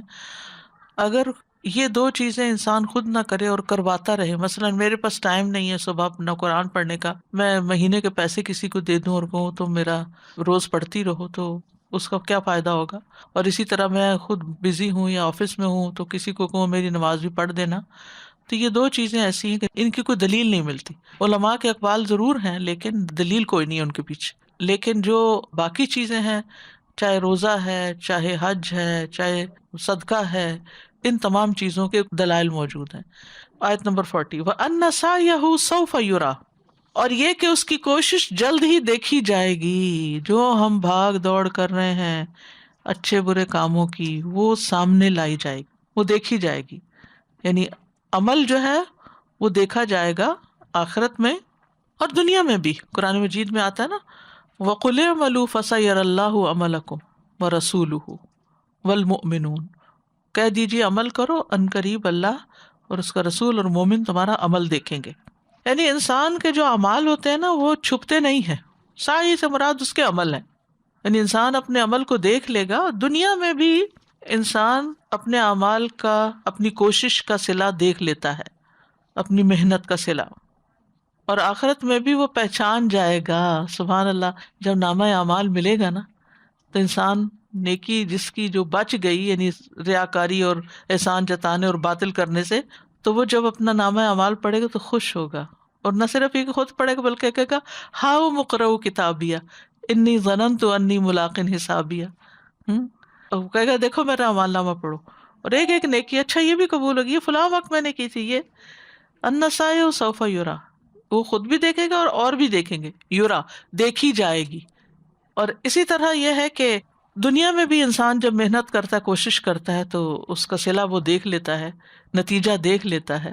مثلا بچوں پہ محنت کرتا ہے یا اپنے اوپر محنت کرتا ہے تو لیٹ ان لائف اس کو، حتیٰ کہ جو ورک آؤٹ کرتا ہے اس کا بھی نتیجہ دیکھ لیتا ہے. سعی کا مطلب ہوتا ہے بھاگ دوڑ، کوشش، یعنی کہیں چھپنے والی چیز نہیں ہے، سامنے آ ہی جائے گی. اچھا پھر اسی طرح یہ ہے کہ جو گناہ ہے نا، سعی میں نیکی اور بدی دونوں کی کوشش ہے. تو جو گناہ ہے اللہ سبحانہ وتعالیٰ اپنی خاص رحمت اور فضل سے گناہوں پہ پردہ ڈال دے گا. حدیث میں آتا ہے نا، دنیا میں بھی ڈال دیتا ہے اور آخرت میں بھی جب قریب کرے گا اللہ تعالیٰ، جیسے بندہ جب ملاقات کرے گا اور اس کے عمل اس کے پاس ہوں گے تو گناہ نظر آ رہے ہوں گے تو وہ ڈرے گا کہ اب پتہ نہیں میں تو مارا گیا. تو اللہ تعالیٰ اس کو ڈھانپ دے گا اور کہیں جیسے میں نے دنیا میں پردہ ڈالا تھا آج بھی اس پر پردہ ڈال رہا ہوں. لیکن بہرحال وہ آتا ہے نا سورۃ زلزال میں وَمَن يَعْمَلْ مِثْقَالَ ذَرَّةٍ خَيْرًا يَرَهُ وَمَن يَعْمَلْ مِثْقَالَ ذَرَّةٍ شَرًّا يَرَهُ. یعنی انسان کو اپنے اعمال دیکھنے ہوں گے، اپنے کیے کو دیکھنا ہوگا. اس لیے وہ عمل کریں جن کو دیکھ کر آپ خوش ہو جائیں، وہ نہ ہو جن پہ آپ پچھتائیں کہ کاش میں یہ نہ کرتی، کاش یہ میرے اعمال نامے سے نکل جائے. اور اگر کوئی غلطیاں ہو چکی ہیں تو ان پر ابھی توبہ کر لیں تاکہ وہ مٹا دی جائیں، ڈھانپ دی جائیں استغفار سے، توبہ سے. ثم یجزاہ الجزاء الاوفی، پھر اسے بدلہ دیا جائے گا پورا پورا بدلہ. کس چیز کا بدلہ؟ جو اس نے کیا ہوگا. جزا یعنی دکھایا بھی جائے گا اور پھر بدلہ بھی دیا جائے گا، دونوں چیزیں ہوں گی. اور اوفا جو ہے افعال التفضیل کا صیغہ ہے، یعنی عمل سے زیادہ بدلہ ملے گا، ایک کے بدلے 10 مل رہے ہوں گے. اور گناہوں میں اضافہ نہیں کیا جائے گا، وہ زیادہ نہیں دیے جائیں گے، ان میں عدل ہوگا. نیک اعمال کا بدلہ فضل کے ساتھ ہوگا، گناہوں کا بدلہ عدل کے ساتھ ہوگا. ثم یجزاہ یجزا، جزا دیا جائے گا وہ الجزاء الاوفی الاکمل. وَأَنَّ إِلَىٰ رَبِّكَ الْمُنتَهَىٰ، اور یہ کہ بے شک تیرے رب ہی کی طرف آخر پہنچنا ہے، انتہا تیرے رب ہی کی طرف ہے. بِيَدِهِ مَلَكُوتُ كُلِّ شَيْءٍ وَإِلَيْهِ تُرْجَعُونَ، ہر چیز کا مرجع، منبع، مصدر، دین کے امور ہوں یا دنیا کے یا مخلوق ہو، سب کو وہیں جا ٹھہرنا ہے. ہر چیز اس کے ہاتھ میں ہے، ہمارے اعمال کے نتائج بھی اسی کے پاس ہیں. تو بنیادی طور پر منتہا کا مطلب جہاں جا کے بس ہو جائے، اس سے آگے کوئی اور نہیں. بڑائی میں اس سے آگے کوئی اور نہیں. جتنی بھی اللہ کی صفات ہیں ان سب صفات میں اس سے آگے کوئی اور نہیں، وہاں جا کے بس. ویسے فوق کل ذی علم علیم، ٹھیک ہے، ہر علم والے کے اوپر ایک علم والا ہے، لیکن جب وہ العلیم تک بات جاتی ہے تو انتہا، ختم، بس، اس سے آگے اور کوئی نہیں، اس کے اوپر کوئی نہیں. رحمت، اس سے اوپر مہربان کوئی نہیں. رازق، اس سے اوپر کوئی نہیں. وَأَنَّ إِلَىٰ رَبِّكَ الْمُنتَهَىٰ، دین اور دنیا کے سارے کام رب کی طرف ہی جا رکتے ہیں. پھر اسی طرح مسائل کے معاملے میں بھی وہاں جا کے رک جائیں. مثلا آپ کو کوئی مسئلہ درپیش ہے، کسی کو وراثت کا مسئلہ، کسی کو طلاق کا مسئلہ، کسی کو کوئی اور مسئلہ، تو آپ اس سے پوچھ رہے ہیں، اس کی رائے لے رہے ہیں، اس کی لے رہے ہیں، پھر اللہ اور اس کے رسول کی بات آ جاتی ہے تو پھر کیا کریں؟ سٹاپ، رک جائیں.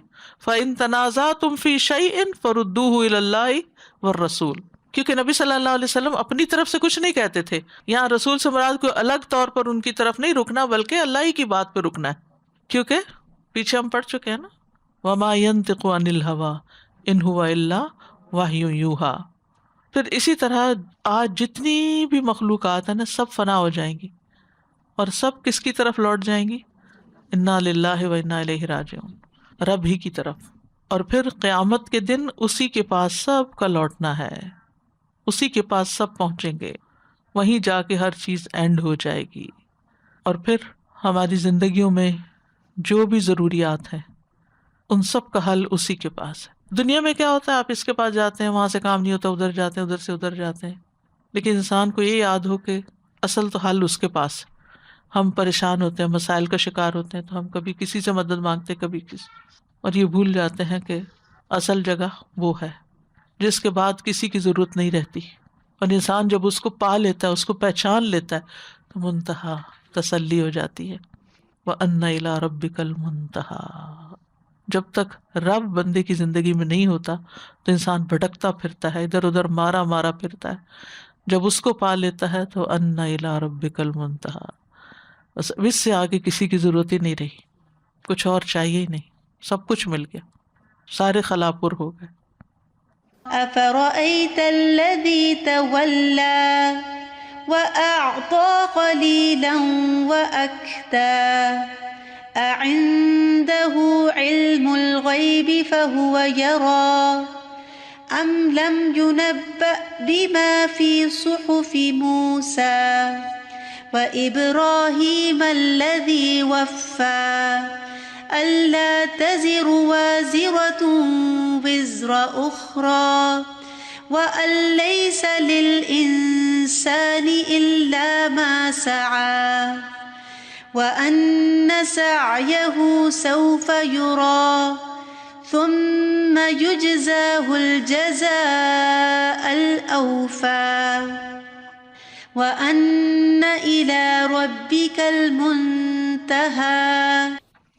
استاذہ جی، آیت نمبر 38 جو ہے اللہ تزیر وازرۃ وزر اخری، اس سے مجھے خیال آ رہا تھا کہ living in this society particularly اور this time of the year December میں کرسمس اور اس سے ریلیٹڈ چیزیں کر رہے ہوتے، تو یہ سوچ رہی تھی کہ ان کا جو کانسیپٹ ہے سیویئر کا، کہ عیسیٰ علیہ السلام نے ان کے سب کے گناہ اٹھا لیے ہیں اور اس لیے کام چل گیا. تو میں سوچ رہی تھی کہ یہ آیت کتنی ضروری ہے کہ پرٹیکولرلی ہم as Muslims living in this family, ہماری یوتھ، ہمارے بچے اس کانسیپٹ سے متاثر نہ ہو جائیں، کیونکہ جو بھی چیز بہت زیادہ سنی دیکھی اور ویژول ہوتی ہے وہ پھر ان کے اندر آ جاتی ہے. تو اس سے مجھے خیال آ رہا تھا کہ پہلے کبھی نہیں اس آیت پہ یہ دھیان آیا کہ یہ بھی ہماری توحید کو راسخ کرنے والی چیز ہے. اور نہ صرف یہ کہ عیسیٰ علیہ السلام یا کرسمس کا بیک گراؤنڈ، ہمارے ملکوں میں بھی جو غلط عقائد موجود ہیں ان سب کی اس سے نفی ہو جاتی کہ کوئی اہل قبر، کوئی پیر، کوئی کسی کا وزر اٹھائے گا ہی نہیں. تو پھر اپنے آپ کو سنبھالیں اور اپنے رب کی طرف ہی منتہا ڈھونڈیں. اور دوسرا میرا ایک سوال یہ تھا آیت نمبر 40 کے لیے کہ وَأَنَّ سَعْيَهُ سَوْفَ يُرَىٰ. یہ جب بھی میں پڑھتی ہوں تو مجھے دونوں طرف خیال آتا ہے، ایک کبھی نوید لگتی ہے اور کبھی ڈر لگتا ہے کہ صحیح دیکھی جائے گی تو اٹ مینز ہر طرح کی صحیح دیکھی جائے گی. اور یہاں پہ جو کچھ آیات پہلے جہاں بات ہوئی ہے وہ تھوڑا سا ایک طرح سے ولید بن مغیرہ کے کانٹیکسٹ میں نیگیٹو ہے. تو یعنی اس میں ہے کوئی اسپیسیفک امپلیکیشن ہے کہ زیادہ نفی ہے یا زیادہ خوشخبری ہے؟ دونوں طرح سے، دونوں طرح سے ہے.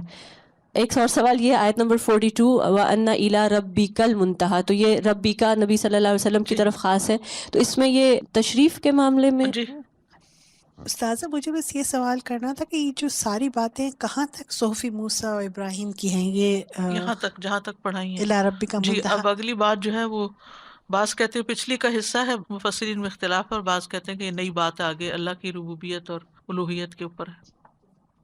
السلام علیکم دادا جی. یہ وَأَنَّ إِلَىٰ رَبِّكَ الْمُنتَهَىٰ، ایسا ہے کہ اگر ہم کسی کی کنڈولنس پہ بھی جاتے ہیں تو جب ہم کہتے ہیں نا اِنَّا لِلَّهِ وَإِنَّا إِلَيْهِ راجعون، تو یہ بھی جملہ کتنا پیارا ہے، اور بے شک آپ کے رب کی طرف ہی انتہا ہے. تو اگر اس کی میننگ آتی ہو تو بڑا ہی سکون ملتا ہے کہ جو بس انتہا تو یہی تھی، چاہے وہ سونر اور لیٹر مل گئی، بٹ ملنا تو اللہ ہی سے ہے. جانا تو وہی ہے. تو یہ جملہ ہم یوز کر سکتے ہیں اس میں لکھنے یعنی میں. اس سے آگے کوئی نہیں جا سکتا. بالکل. یہاں جب کوشش کا ذکر ہے کہ کوشش دیکھی جائے گی تو مطلب میں نارملی لوگوں کو دیکھ رہی ہوتی ہوں کہ وہ کہاں کہاں کوششیں کر رہے ہوتے ہیں، کہ وہ بڈھے بڈھے ہیں، وہ کرکٹ کھیلنے کے لیے پتہ نہیں کہاں کہاں جا رہے ہیں، اور یہی جیسے ان کی زندگی ہے، تو یہ ان کی کوشش ہے، وہ جو ٹائم اور چیزوں میں صرف کر سکتے تھے وہ یہاں پر ویسٹ ہو رہا ہے. تو کوششیں اس قدر ڈفرینٹ ہیں لوگوں کی. بالکل، کیونکہ ان کے منتہا علم جو ہے وہ دنیا تک ہے نا، کہ وہ اپنی دنیا کی چاہے آخری لائف ہو، بڑھاپا ہو، اس کو بہتر بنانے کے لیے وہ سارا کچھ بھاگ دوڑ کرتے رہتے ہیں تاکہ اچھی صحت کے ساتھ رہیں بڑھاپے میں بھی. تو ہر شخص جو اس کا ویژن ہے، جو اس کا گول ہے یا ایم ہے، اس کے مطابق ہی وہ دوڑ لگا رہا ہے. جس کا صرف دنیا ہے تو وہ دنیا تک کی کوششیں، اور جو آخرت پر ایمان رکھتے ہیں تو پھر ایمان کا ثبوت یہی ہے کہ پھر کوششوں کا رخ ادھر مڑ جائے.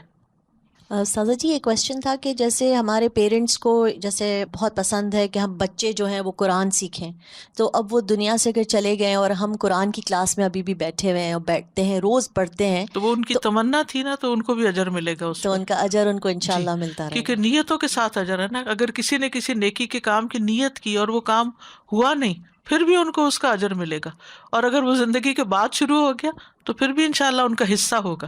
یہ قربانی جو پہلے اپنے نام کی کرنی چاہیے اور پھر والدین کی. جی، جو بھی کام کریں پہلے اپنا کریں، پھر اس دوسروں کے لیے دعا حج بھی مانگے تو ربنا اغفر لی جی، ولوالدی، پھر حج کا دوسروں بھی کے، عمرے کا بھی. حج کا بھی، عمرے کا بھی، کچھ بھی کریں، صدقہ خیرات زکوٰۃ، پہلے اپنے فرائض پورے کریں پھر دوسروں کے لیے کریں.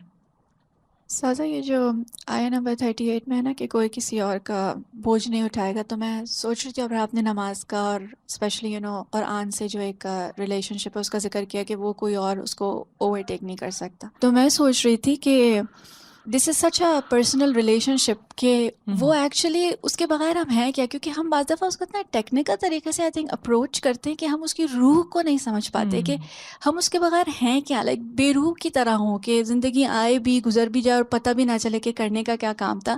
تو جب تک قرآن سے ایک ریلیشن شپ نہیں ہوتا یا نماز کے تھرو اللہ تعالیٰ سے کنیکشن نہیں ہوتا تو وی آر لائک لوزرس. تو اللہ تعالیٰ یہ نہیں چاہتے کہ like this is nothing, like it's something such a positive اس سے آ رہی ہے یہ کہ سمجھے انسان کہ this is for your own benefit, for your own good. اور پھر جو یہ جو سیاح کی جو آئی تھنک کوشش کی آیت آئی تھنک جتنی ہوتی ہیں مجھے اتنی بیوٹیفل لگتی ہیں، سبحان اللہ، کہ اٹس ہماری ہمیشہ پرفیکشن کے اوپر نظر ہوتی ہے اور رزلٹ کے اوپر نظر ہوتی ہے، پر اللہ سبحانہ تعالیٰ does not he appreciates wherever we are coming from, جتنی کیپیسٹی سے ہمارے ہوتے ہیں. اور ہم سب کی وہ جو بیرم کہی تھی لشتا، ہم سب کی واقعی کوشش، جیسے ایک اور آیت میں جگہ آتا ہے نا کہ ان سعیکم لشتا، کہ ہم سب کی مختلف ہیں. تو اللہ تعالیٰ ہم سب سے ہماری جو بھی ایفرٹس ہیں ان کو قبول کریں اور ہماری کیپیبلٹیز میں انشاءاللہ اضافہ کریں. استاذہ یہ جو بات آئی تھی نا کہ نیک اعمال کا بدلہ فضل کے ساتھ اور برے اعمال کا بدلہ عدل کے ساتھ، تو میں سوچ رہی تھی کہ دنیا کے معاملات میں بھی تو ہم کب یہ چاہیں گے کہ ہماری برائی کوئی اور لے لے، یا یہ کہ کسی اور کی برائی ہمارے سر آ جائے. بچوں میں بھی آپس میں اگر کوئی کسی سے کوئی چیز ٹوٹ جاتی ہے، ہارڈلی ایک آدھ دفعہ کوئی ہوتا ہے، کوئی ایک بہن بھائی اس کو چھپا لیتا ہے یا اپنے سر لے لیتا ہے، لیکن بار بار کون اس طرح کرتا ہے؟ کوئی بھی نہیں کرتا. تو دنیا کے جب معاملات میں اس طرح ہم نہیں چاہتے تو پھر آخرت میں ایسے کیسے ممکن ہے؟ بالکل، کوئی یہ نہیں کہتا کہ تمہاری جگہ میں جیل چلا جاتا ہوں، تمہاری جگہ میں اپنا قصاص دلوا دیتا ہوں. سادہ جی ایک اور خیال آ رہا تھا آیت 38 کے کانٹیکسٹ میں کہ جو آپ نے بتایا نا کہ ویسے تو کوئی کسی کا نہیں اٹھائے گا، لیکن کسی عمل پہ راضی ہو جانا اور اس پہ کمپلیسنٹ ہو جانا، کوئی گناہ ہے اور ہم اس کو ایکسیپٹ کر لیں تو وہ پھر ایک طرح سے ہمارے لیے بھی لکھا جاتا ہے. آج کے دور میں یہ جو ہومو سیکشوالٹی کی چیز ہے، اس کو اتنا زیادہ نارملائز کر دیا گیا ہے کہ اب مسلمان گھروں کے بچے بھی اس کو ایک نارم سمجھ کے ایکسیپٹ کرتے ہیں. تو دس از سم تھنگ جو مجھے بہت فکر لگی کہ ہم سب کے لیے ایک ایکشن آئٹم ہے کہ we have to make sure کہ جب بھی اس کا ذکر ہو ہمارے سامنے، ہمیں اس کو ایک ملون چیز کی طرح ڈسپائز کر کے ہمارے ایکسپریشنز، ہمارے لفظ اس چیز کو ہماری یوتھ، ہماری نیکسٹ جنریشن کے اندر ڈال دیں کہ یہ چیز نفرت کرنے کی، اللہ تعالیٰ نے اس سے نفرت کی ہے، اس لیے ہم اس کو کبھی نہیں ایکسیپٹ کر سکتے. ورنہ خدا نہ کرے یہ ہمارے اعمال میں، کیونکہ آپ دیکھتے ہیں کہ یوتھ یہاں اسکول کالج میں جاتے ہیں نا، ان کے لیے وہ نارم ہے. اسی طرح ابارشن کا مسئلہ ہے، اسی طرح جی اور چیزیں. آیت نمبر 43 سے وَأَنَّهُ هُوَ أَضْحَكَ وَأَبْكَى، اور یہ کہ بے شک حقیقت یہ ہے کہ اسی نے ہنسایا اور اسی نے رلایا. یعنی وہ ایک اللہ ہی ہے، وہی ہمارا الہ ہے جس کے ہاتھ میں سب اختیارات ہیں. اللہ ایک ہے، دو نہیں ہے کہ ایک ہنسانے والا ہو اور ایک رلانے والا ہو، کوئی دولت کی دیوی ہو اور کوئی غریب کرنے والی ہو. سب اختیارات اسی ایک کے پاس ہیں. خوشی اور غم کے اسباب وہی وجود میں لاتا ہے، ہنسنے اور رونے کے سبب وہی بناتا ہے. ہنسنا اور رونا جو ہے یہ دو اہم قوتیں ہیں، اور ہنسنے اور رونے دونوں کے ساتھ اللہ نے انسان کو باقی تمام جاندار چیزوں سے ممتاز کیا ہے. انسان کے علاوہ باقی جتنے بھی حیوانات ہیں ان میں کوئی ہنستا ہے اور کوئی روتا ہے، اور وہ بھی صرف بندر ہنستے ہیں لیکن روتے نہیں، اور اونٹ صرف روتے ہیں ہنستے نہیں، اور کوئی بھی جانور روتا اور ہنستا دونوں چیزیں اس میں نہیں سوائے انسان کے. تو یہ اس کی ایک اہم خصوصیت ہے انسان کی. تو اللہ تعالیٰ ہی دنیا اور آخرت دونوں میں بندوں کو ہنساتا اور رلاتا ہے. یعنی بعض اوقات ایسا ہوتا ہے کہ انتہائی شدید غم کا موقع ہوتا ہے اور انسان رو نہیں پاتا، اور بعض اوقات ہنسنے کا موقع ہوتا ہے، سب ہنس رہے ہوتے ہیں اور ایک بندہ بیچ میں ہنس ہی نہیں پا رہا ہوتا. تو یہ بھی اللہ کے اذن سے ہوتا ہے، اللہ کی توفیق سے ہوتا ہے. یہ ایموشنز جو ہیں اللہ نے انسان کے اندر رکھے. اسی طرح دنیا میں کفار اہل ایمان پر ہنسیں گے اور آخرت میں اہل ایمان کفار پر ہنسیں گے. ان الذین اجرموا کانوا من الذین آمنوا یضحکون، سورۃ مطففین میں آتا ہے بے شک وہ لوگ جنہوں نے جرم کیے ان لوگوں پر جو ایمان لائے ہنسا کرتے تھے، اور قیامت کے دن معاملہ برعکس ہو جائے گا. فَالْيَوْمَ الَّذِينَ آمَنُوا مِنَ الْكُفَّارِ يَضْحَكُونَ، سو آج وہ لوگ جو ایمان لائے کافروں پہ ہنس رہے ہیں. تو بہرحال دنیا اور آخرت دونوں اللہ ہی کے اختیار میں ہیں. اللہ تعالیٰ ہی تقدیر میں ایسی چیز کو مقرر کرتا ہے جس سے انسان ہنس پاتا ہے، اور تقدیر میں ایسی چیز مقرر کرتا ہے جس سے رونا آتا ہے. اور یہاں یہ بھی یاد رکھیے کہ انسان کی خوبصورتی ان دونوں چیزوں ہی کے ساتھ ہے. اگر کوئی یہ کہ میں تو کبھی ہنسا ہی نہیں، اور کوئی کہ مجھے کبھی رونا نہیں آتا، تو یہ اب نارمل چیز ہے. خوشی کے موقع پر ہنسنا اور غم کے موقع پر رونا جو ہے یہ ایک نیچرل چیز ہے، اللہ نے بندوں کے اندر رکھی ہے.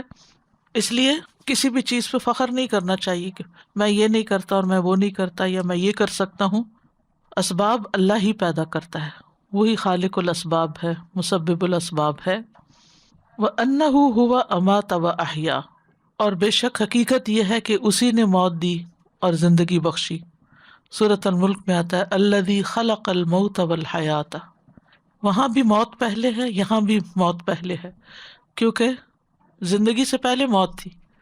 کنتم امواتا فاحیاکم ثم یمیتکم ثم یحییکم، تو سائیکل مکمل ہو جائے گا. تو انہ امات و احیا کا ایک معنی یہ کیا گیا ہے کہ موت اور زندگی کے اسباب اس نے پیدا کیے ہیں. موت اور زندگی کی پیدائش اسی کی ہے، یعنی خلق الموت والحیات. پھر یہ بھی معنی کیا گیا کہ خوشحالی اور قحط سالی بھی اسی کے اذن سے ہوتی ہے. ایک معنی یہ بھی کیا گیا ہے کہ نافرمانی موت اور اطاعت کے ساتھ زندگی ہے، یعنی نافرمانی موت ہے اور اطاعت زندگی ہے. ایک معنی یہ بھی کیا گیا ہے کہ اس نے آباء و اجداد کو موت دی اور اگلی نسل کو زندہ کیا. کچھ مرتے جاتے ہیں اور کچھ زندہ ہوتے جاتے ہیں، پیدا ہوتے جاتے ہیں. ایک معنی یہ بھی کیا گیا ہے کہ اس سے مراد سونا اور جاگنا ہے. وَأَنَّهُ هُوَ أَمَاتَ، سلا دیتا ہے، وَأَحْيَا، اور جگا دیتا ہے. تو بہرحال خلاصہ یہی ہے کہ دنیا میں زندگی اور موت اور آخرت میں بھی زندگی اور موت اللہ ہی کے اختیار میں ہے. اللہ ہی روح پھونکتا ہے تو زندگی ملتی ہے، اور اسی کے اذن سے روح کھینچ لی جاتی ہے تو موت آ جاتی ہے، اور اس طرح یہ نظام چلتا رہتا ہے. اور اس دنیا کے اندر یہ ایک نظام ہے اللہ کا، اور موت سے کوئی بھی بچ نہیں سکا، نہ کوئی نبی، نہ کوئی ولی، نہ کوئی امیر، نہ کوئی غریب. جب اللہ نے جس کو چاہا بلا لیا، اور جس کو جب چاہا پیدا کر دیا. اور یہ بھی کہ دنیا میں اللہ موت دے گا، لیکن آخرت میں سب کو جو زندگی ملے گی پھر وہ ہمیشہ کی زندگی ہوگی.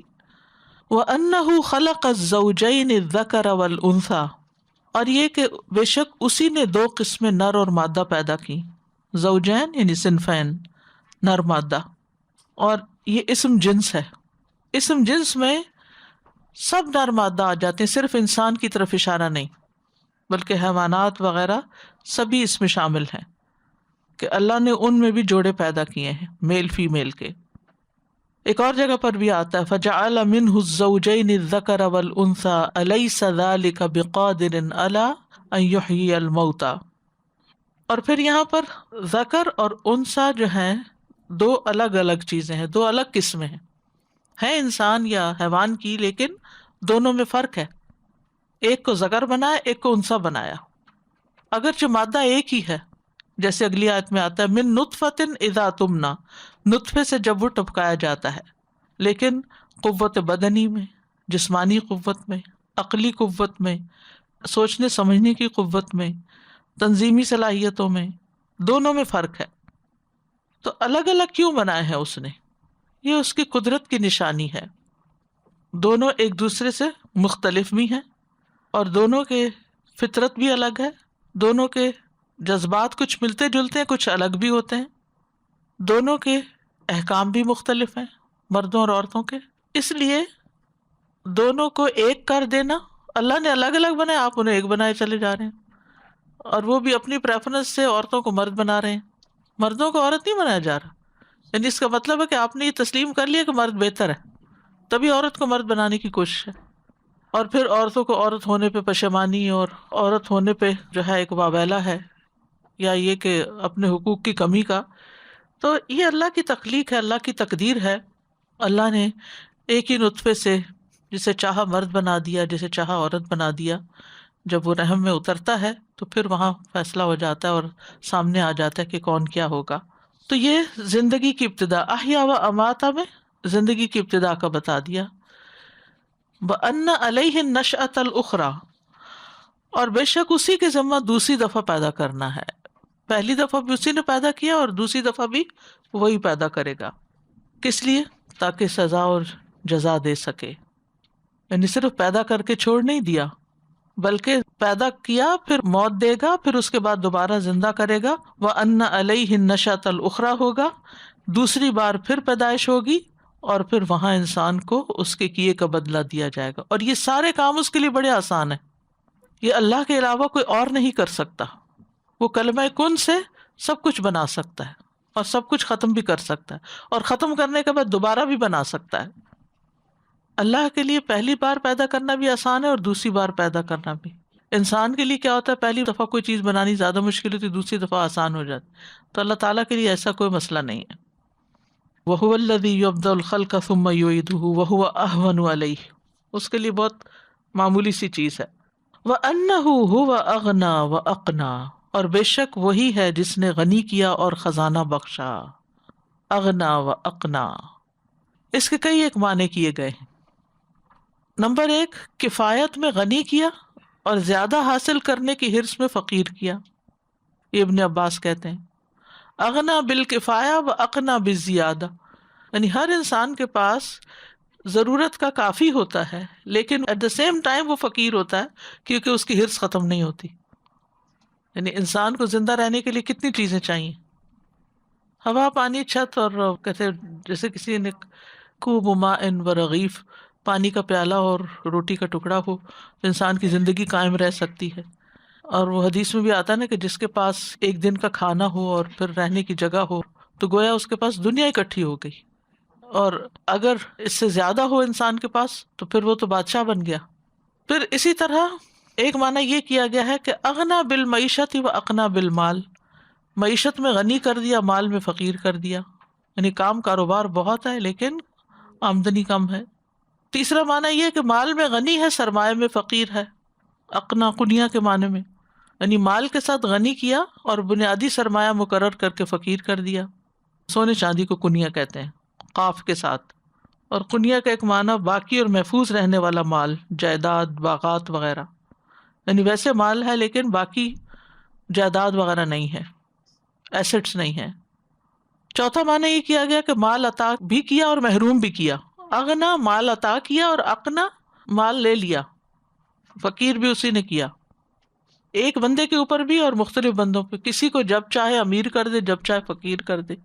آپ دیکھیں کہ جب لوگوں پہ کرائسس آتے ہیں تو بعض اوقات راتوں رات سب کچھ چلا جاتا ہے، فقیر ہو کے رہ جاتے ہیں جیسے کچھ تھا ہی نہیں کبھی، اور جب چاہتا ہے وہ امیر کر دیتا ہے. مثلاً حضرت داؤد علیہ السلام کو آپ دیکھیں، وہ کیا تھے؟ چرواہے تھے.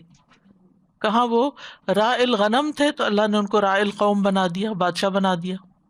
ایوب علیہ السلام کو پہلے دیا، پھر لیا، پھر عطا کر دیا. سلیمان علیہ السلام رب اغفر لی وہب لی ملکا لا ينبغی لأحد من بعدی، ان کو عطا کر دیا.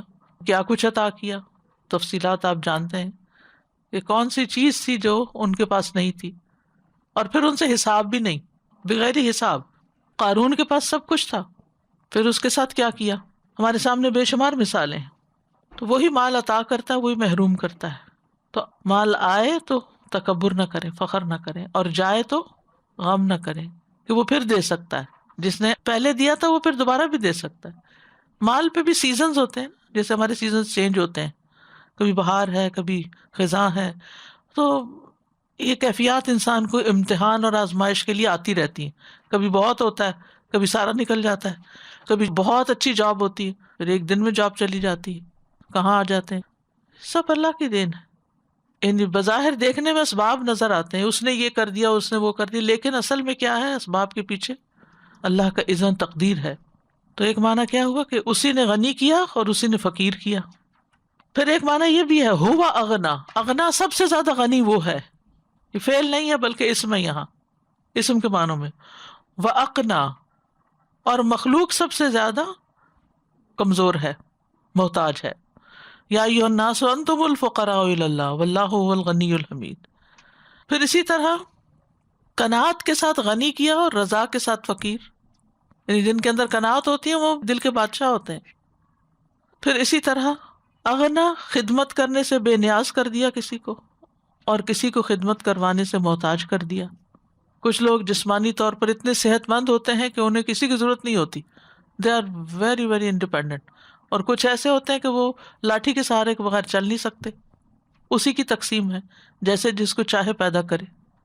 پھر اسی طرح نوواں معنی یہ کیا گیا ہے کہ انسان زندگی میں جو کچھ کماتا ہے اس کے ساتھ وہ اس کو غنی کر دیتا ہے، اور وفات کے بعد جو کچھ چھوڑ جاتا ہے تو اس کے ساتھ اس کو فقیر کر دیا جاتا ہے. یعنی انسان مرنے کے بعد سب کچھ چھوڑ کے فقیر ہو کے جاتا ہے. جو کچھ ہے، جتنی پراپرٹیز ہیں، جتنا بینک بیلنس ہے، جتنا زیور ہے، گولڈ ہے. یاد کریں کسی کی جو ریسنٹلی وفات ہوئی ہو، بالکل ریسنٹ. مجھ سے ریسنٹلی کسی نے مسئلہ پوچھا، ان کی ساس کی وفات ہوئی ہے، ان کا گولڈ کسی کے پاس رکھا ہوا ہے. ظاہر ہے جب بوڑھے ہو جاتے ہیں لوگ تو پھر اپنی چیزیں بھی نہیں سنبھال سکتے. پراپرٹی کے کاغذات کسی کے پاس ہیں، گھر کسی کے پاس ہے، کیونکہ اپنے گھر میں پھر اکیلے رہ بھی نہیں سکتے. کبھی ایک بیٹے کے پاس، کبھی دوسرے کے پاس، کبھی کہیں، کبھی کہیں، کبھی اسپتال میں، کبھی گھر. آہستہ آہستہ آہستہ انسان ان ساری چیزوں سے لا تعلق ہوتا چلا جاتا ہے. اس کو یہ بھی یاد نہیں رہتا کہ اس کے پاس تھا کیا کچھ. یعنی بہت کچھ ہوتا بھی ہے تو بڑھاپے میں ہونے کے باوجود بھی انسان فقیر ہو جاتا ہے کہ وہ سب کچھ اس کے کسی کام کا نہیں رہتا. وہ پھر سب وارث ہی انتظار کر رہے ہوتے ہیں کہ کب اس کی آنکھ بند ہو اور کب ہم یہ سب کچھ تقسیم کر لیں، یا جس کا جو بس پڑے قبضہ کر لیں. تو اغنا اور اقنا، یعنی اغنا غنی کیا، اقنا زیادہ مال دیا، ایک معنی یہ. اور ایک معنی کیا، اغنا غنی کیا اور اقنا فقیر کیا. یہ دو بیسک میننگز ہیں، پھر اس کے بعد باقی تو تفصیلات ہیں اس کی. وَأَنَّهُ هُوَ رَبُّ الشِّعْرَى، اور یہ کہ وہی ہے رب شعرا کا. رب کون ہوتا؟ خالق، مالک، مدبر. عرب لوگ جو تھے وہ شعرا ستارے کی پرستش کرتے تھے. خاص طور پر عربوں میں خزاع قبیلہ جو تھا وہ اس کی عبادت کرتا تھا. اہل مصر بھی اس کی پرستش کرتے تھے. جب خاص طور پر دریائے نیل میں سیلاب سا آتا، سیرابی آتی، تو ان کا عقیدہ تھا کہ یہ شعرا کی وجہ سے. انہی دنوں شعرا ستارہ طلوع ہوتا تھا، زیادہ ویزیبل ہوتا، نظر آتا، اور انہی دنوں پانی اوپر چڑھتا تھا. تو وہ سمجھتے تھے کہ شعرا کی وجہ سے یہ سب مل رہا ہے ہمیں. خود سے خود گمان قائم کر کے اس نعمت کو یا فیض کو اس سے کنیکٹ کر لیا. یہ سورج سے 23 گنا زیادہ روشن ہے. دور ہونے کی وجہ سے چھوٹا نظر آتا ہے سورج سے. 8.6 لائٹ ایئرز کے فاصلے پر ہے. 8.6 لائٹ ایئرز. اس کو ڈاگ سٹار بھی کہا جاتا ہے.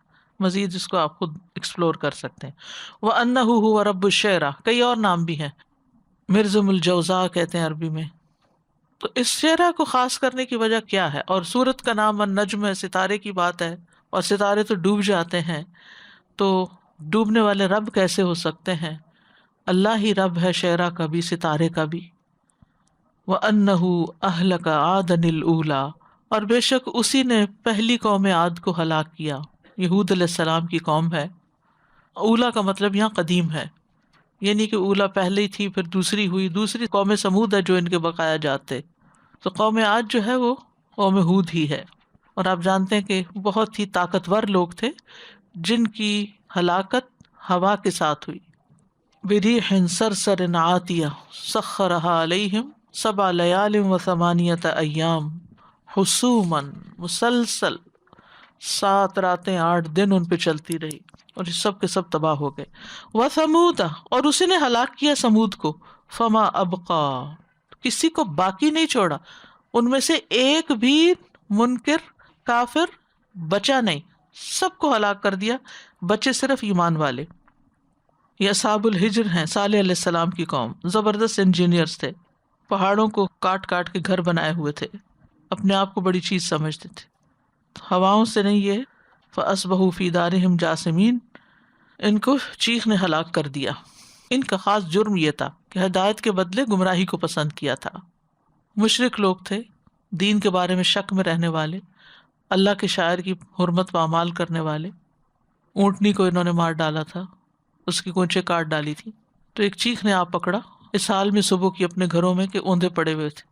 وقوم نوح من قبل، اور ان سے پہلے نوح علیہ السلام کی قوم یعنی عاد اور سمود سے پہلے، انہم کانوا ہم اظلم واطغى، یہ قوم نوح جو تھی زیادہ ظالم اور زیادہ حد سے بڑی ہوئی تھی۔ قوم نوح زیادہ حد سے بڑی ہوئی تھی، زیادہ ظالم تھی، سخت مجرم تھے۔ شرک کا آغاز انہی سے ہوا۔ نوح علیہ السلام کہتے ہیں وَإِنِّي كُلَّمَا دَعَوْتُهُمْ لِتَغْفِرَ لَهُمْ جَعَلُوا أَصَابِعَهُمْ فِي آذَانِهِمْ وَاسْتَغْشَوْا ثِيَابَهُمْ۔ ایک اور جگہ نوح علیہ السلام کہتے ہیں قَالَ نُوحٌ رَبِّ إِنَّهُمْ عَصَوْنِي وَاتَّبَعُوا مَن لَّمْ يَزِدْهُ مَالُهُ وَوَلَدُهُ إِلَّا خَسَارًا وَمَكَرُوا مَكْرًا كُبَّارًا، بہت بڑا مکر کھیلا انہوں نے، تو اس لیے ہم اظلم واطغى، لیکن اس کے باوجود وہ بچ نہ سکے، اللہ نے ان کو پانی میں ڈبو دیا، غرق کر دیا۔ مما خطیئاتہم اغرقوا فادخلوا نارا، اپنے گناہوں کی وجہ سے غرق کیے گئے، پھر آگ میں داخل کیے گئے۔ والمؤتفکۃ اہوا، اور الٹ جانے والی بستی کو گرا مارا، پٹخ دیا، دے مارا، اوندھی بستیوں کو۔ یہ قوم لوط کی بستیوں کی طرف اشارہ ہے۔ 5 بڑی بستیاں تھیں ان کی، صبغہ، صغیرہ، امورہ، دوم اور صدوم۔ صدوم سب سے بڑا شہر تھا، 40 لاکھ کی آبادی تھی۔ تو جب ان پر عذاب آیا تو ان کو الٹا دیا گیا، کیونکہ انہوں نے فطرت کو الٹ دیا تھا۔ انہیں عورتوں کے پاس جانے کی وجہ مردوں کے پاس جاتے تھے، تو ان کی بھی بستیوں کو زمین سے اٹھا کے پہلے آسمان تک لے جایا گیا اور پھر واپس پٹکا گیا۔ جبریل علیہ السلام نے اپنے پر پہ اٹھا کے ان کو اوپر لے جا کے نیچے پھینکا تھا۔ فجعلنا عالیہا سافلہا، ان کی خواہشات نے ان کو دے مارا تھا تو اللہ نے ان کو دے مارا، ہوا سے اہوا ہوا۔ فغشاہا ما غشا، پس ڈھانپ دیا اس کو جس سے ڈھانپا۔ وہ کیا چیز تھی؟ نمبر 1 عذاب، نمبر 2 وہ پتھر جو ان پہ پھینکے گئے تھے، اتنے آئے ان کے اوپر کہ ان کو ڈھانپ دیا۔ اور یہ بھی کہا جاتا ہے کہ جبریل علیہ السلام نے ان کو جب الٹ کیا تو وہ زمین کے نیچے آ گئے، زمین دھنس گئی، اور اوپر سے ڈیڈ سی کا پانی ان پہ پھیل گیا، تو چھا گیا ان پہ جس چیز نے چھانا تھا، یعنی وہ پتھر بھی پڑے، زمین میں بھی دھنسے اور پانی میں بھی ڈوبے، سارے عذاب ان پہ اکٹھے ہو گئے۔ فَبِأَيِّ آلَاءِ رَبِّكَ تَتَمَارَىٰ، پس تم اپنے رب کی نعمتوں میں سے کن میں شک کرو گے؟ یہ خطاب ہر سننے والے سے ہے۔ آلاء الیون کی جمع ہے، اور تتمارا تم جھگڑتے ہو، شک کرتے ہو۔ اگرچہ خطاب بظاہر آپ سے ہے لیکن مراد سبھی ہیں، کہ اللہ سبحانہ تعالیٰ نے یہ نعمتیں اس لیے نہیں دی کہ ان کے بارے میں بحثیں کی جائیں، اور نعمت سے مراد اللہ تعالیٰ کے احسانات ہیں، اللہ تعالیٰ کی نعمتیں ہیں جو بھی اللہ نے بندوں کو عطا کی ہیں۔ ھذا نذیر من النذر الاولی، یہ پہلے ڈرانے والوں میں سے ایک ڈرانے والا ہے۔ کون؟ محمد صلی اللہ علیہ وسلم، یعنی جس طرح پہلے انبیاء نے اپنی قوموں کو ڈرایا، اسی طرح نبی صلی اللہ علیہ وسلم بھی خبردار کر رہے ہیں، نذیر بمعنی منذر. اور یہ بھی کہا گیا کہ اس سے مراد قرآن مجید ہے، کہ جس طرح پہلی کتابوں نے ڈرایا جن چیزوں کے ساتھ، قرآن بھی انہی چیزوں کے ساتھ ڈراتا ہے، یعنی آخرت وغیرہ کے یا عذاب. پھر اسی طرح ھذا نذیروں سے مراد سابقہ اقوام کی ہلاکت، تمہارے لیے ایک ڈراوا ہے. ھذا نذیر من النذر الاولی، یعنی پہلی قوموں کو جن چیزوں سے ڈرایا گیا تھا اور پھر ہلاک کیا گیا، تو اسی سے ان کو بھی ہلاک کیا جا سکتا ہے، اہل مکہ کو یعنی. تو نبی صلی اللہ علیہ وسلم بنیادی طور پر لوگوں کو اللہ کے عذاب سے ڈرانے والے تھے. انا النذیر العریان، آپ کا ایک لقب نذیر بھی تھا. ازفت الازفہ، قریب آ گئی، قریب آنے والی، قریب آ لگی ہے. کیا چیز؟ قیامت. اقترب للناس حسابہم. آزفہ جو قریب آنے والی، قریب آنے والی قریب آ گئی ہے. قیامت کے ناموں میں سے ایک نام ہے، یعنی قیامت کی گھڑی قریب آ لگی ہے.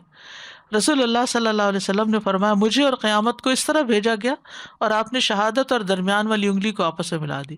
بیچ میں اور کوئی نبی نہیں اب آئے گا، اب قیامت ہی آئے گی. یہی اللہ کی طرف سے ایک بہت بڑا حادثہ ہوگا زمین پر. لیس لہا من دون اللہ کاشفہ، جس سے اللہ کے سوا کوئی ہٹانے والا نہیں. یعنی قیامت میں جو تکلیفیں ہوں گی ان کو کوئی بھی نہیں پھیر سکتا، اللہ ہی ہے جو ان کو دور کرے گا.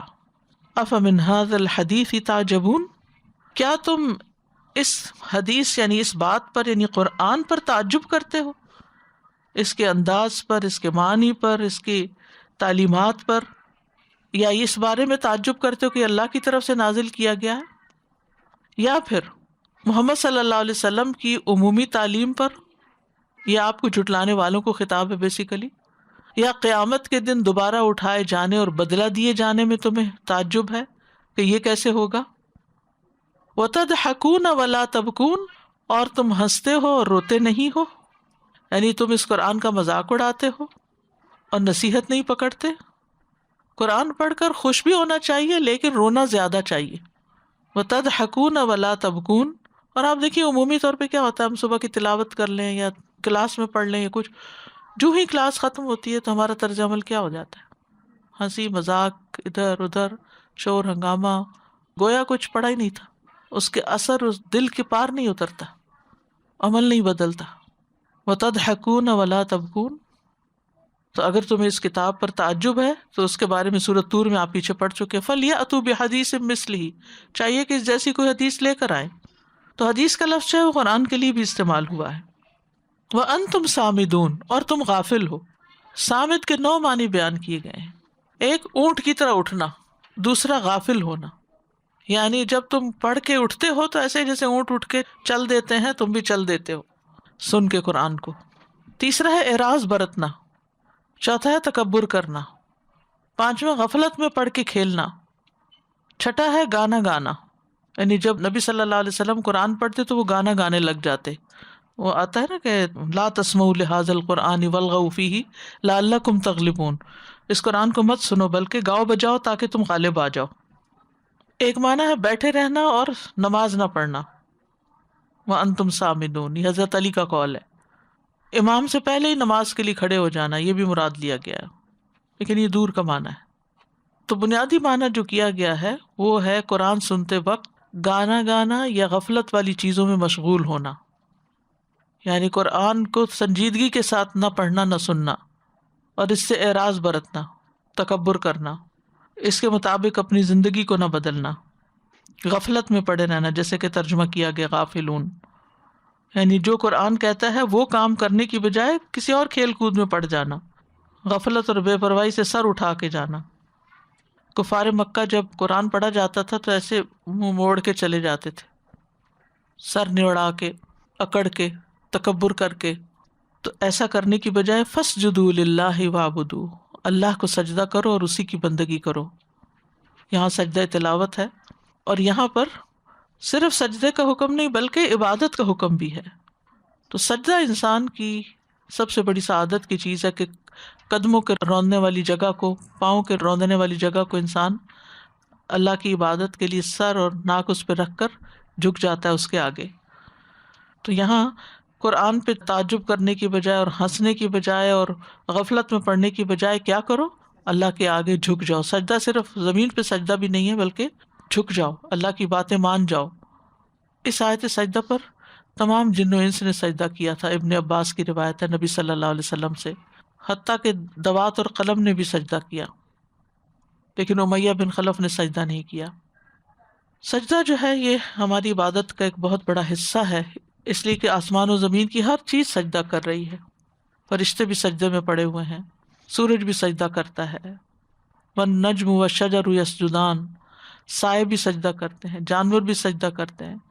رحمان کے بندوں کی صفت یہی ہے, والذین یبیتون لربہم سجدا وقیاما. مومنوں کی صفت چہروں پر سجدے کے نشان ہوں گے. نافرمان سجدہ نہیں کرتے. وَإِذَا قِيلَ لَهُمُ اسْجُدُوا لِلرَّحْمَنِ قَالُوا وَمَا الرَّحْمَنُ أَنَسْجُدُ لِمَا تَأْمُرُنَا وَزَادَهُمْ نُفُورًا. جب ان سے کہا جاتا ہے کہ رحمان کو سجدہ کرو, کہتے ہیں رحمان کیا چیز ہے, کیا ہم اسے سجدہ کریں جس کے لیے تو ہمیں حکم دیتا ہے. اور یہ بات انہیں بدکنے میں بڑھا دیتی ہے.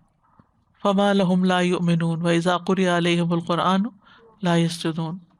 قیامت کے دن سجدے کی وجہ سے ہی انسان کو نجات ملے گی. سجدہ اللہ کے نزدیک سب سے پسندیدہ عمل ہے. ایک شخص سے آپ نے کہا کچھ مانگو, تو انہوں نے کہا کہ آپ کا ساتھ چاہتا ہوں جنت میں. تو آپ نے کیا فرمایا؟ سجدوں کی کثرت سے میری مدد کرو. سجدہ قربت کا ذریعہ ہے.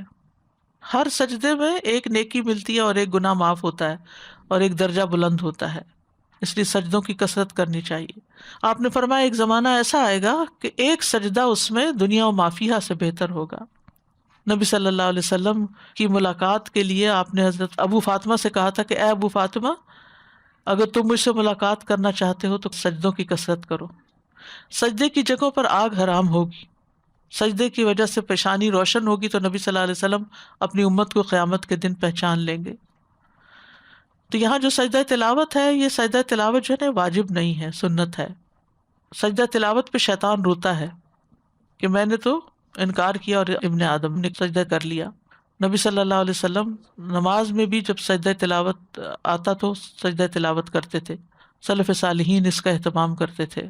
سجدہ تلاوت میں طہارت افضل ہے لیکن ضروری نہیں. طہارت کے بغیر بھی سجدے کا جواز ہے. زمین پہ سجدہ کرنا چاہیے, الا یہ کہ آپ کے لیے جھکنا نیچے جانا مشکل ہو, لیکن لکڑی یا تکیے وغیرہ پہ سجدے کی ممانعت ہے. بعض لوگ بیٹھ کے نماز پڑھتے ہیں تو آگے کوئی میز رکھ لیتے ہیں اور اس پہ سجدہ کرتے ہیں, تو اس کی ممانعت ہے. قبلہ رخ ہو کے سجدہ کرنا چاہیے, اور اگر ممکن نہ ہو تو جدھر منہ ہے ادھر ہی کر لیں. اور اس میں جاتے ہوئے تکبیر کہنی چاہیے اور اٹھ کے بس اٹھ جانا چاہیے, اس میں تکبیر نہیں ہے سوائے کہ نماز میں ہو. سجدہ تلاوت کی دعا بھی ہے, سجد وجہ للذی خلقہ وشق سمعہ وبصرہ بحولہ وقوتہ. اور نماز والی دعائیں بھی پڑھی جا سکتی ہیں, سبحان ربی الاعلیٰ, سبحانک اللہم ربنا وبحمدک اللہم اغفر لی. تو بہرحال یہ صورت مبارکہ مکمل ہوئی, اور اس میں نبی صلی اللہ علیہ وسلم کا اللہ سبحانہ وتعالیٰ کی طرف سے تزکیہ کیا گیا, آپ کی عقل کا, ما ضل صاحبکم وما غویٰ, آپ کی زبان کا, آپ کی ما ینطق عن الہویٰ, آپ کے کلام کا, آپ کے معلم کا جبریل علیہ السلام کا, آپ کے دل کا, ما کذب الفؤاد ما رأى, آپ کی نگاہ کا, ما زاغ البصر وما طغى. تو نبی صلی اللہ علیہ وسلم عقل کے اعتبار سے, زبان اور کلام کے اعتبار سے, دل کے اعتبار سے تمام انسانوں میں سب سے افضل ہیں. اور پھر اس میں خاص پیغام یہ ہے کہ اللہ کے اذن کے بغیر کوئی سفارش نہیں کر سکے گا, اور باقی یہ کہ سارے امور اللہ کے ہاتھ میں, اس لیے ہمیں اللہ کی طرف رجوع کرنا چاہیے. وآخر دعوانا ان الحمد للہ رب العالمین. سبحانک اللہم وبحمدک, اشہد ان لا الہ الا انت, استغفرک واتوب الیک. السلام علیکم ورحمۃ اللہ وبرکاتہ.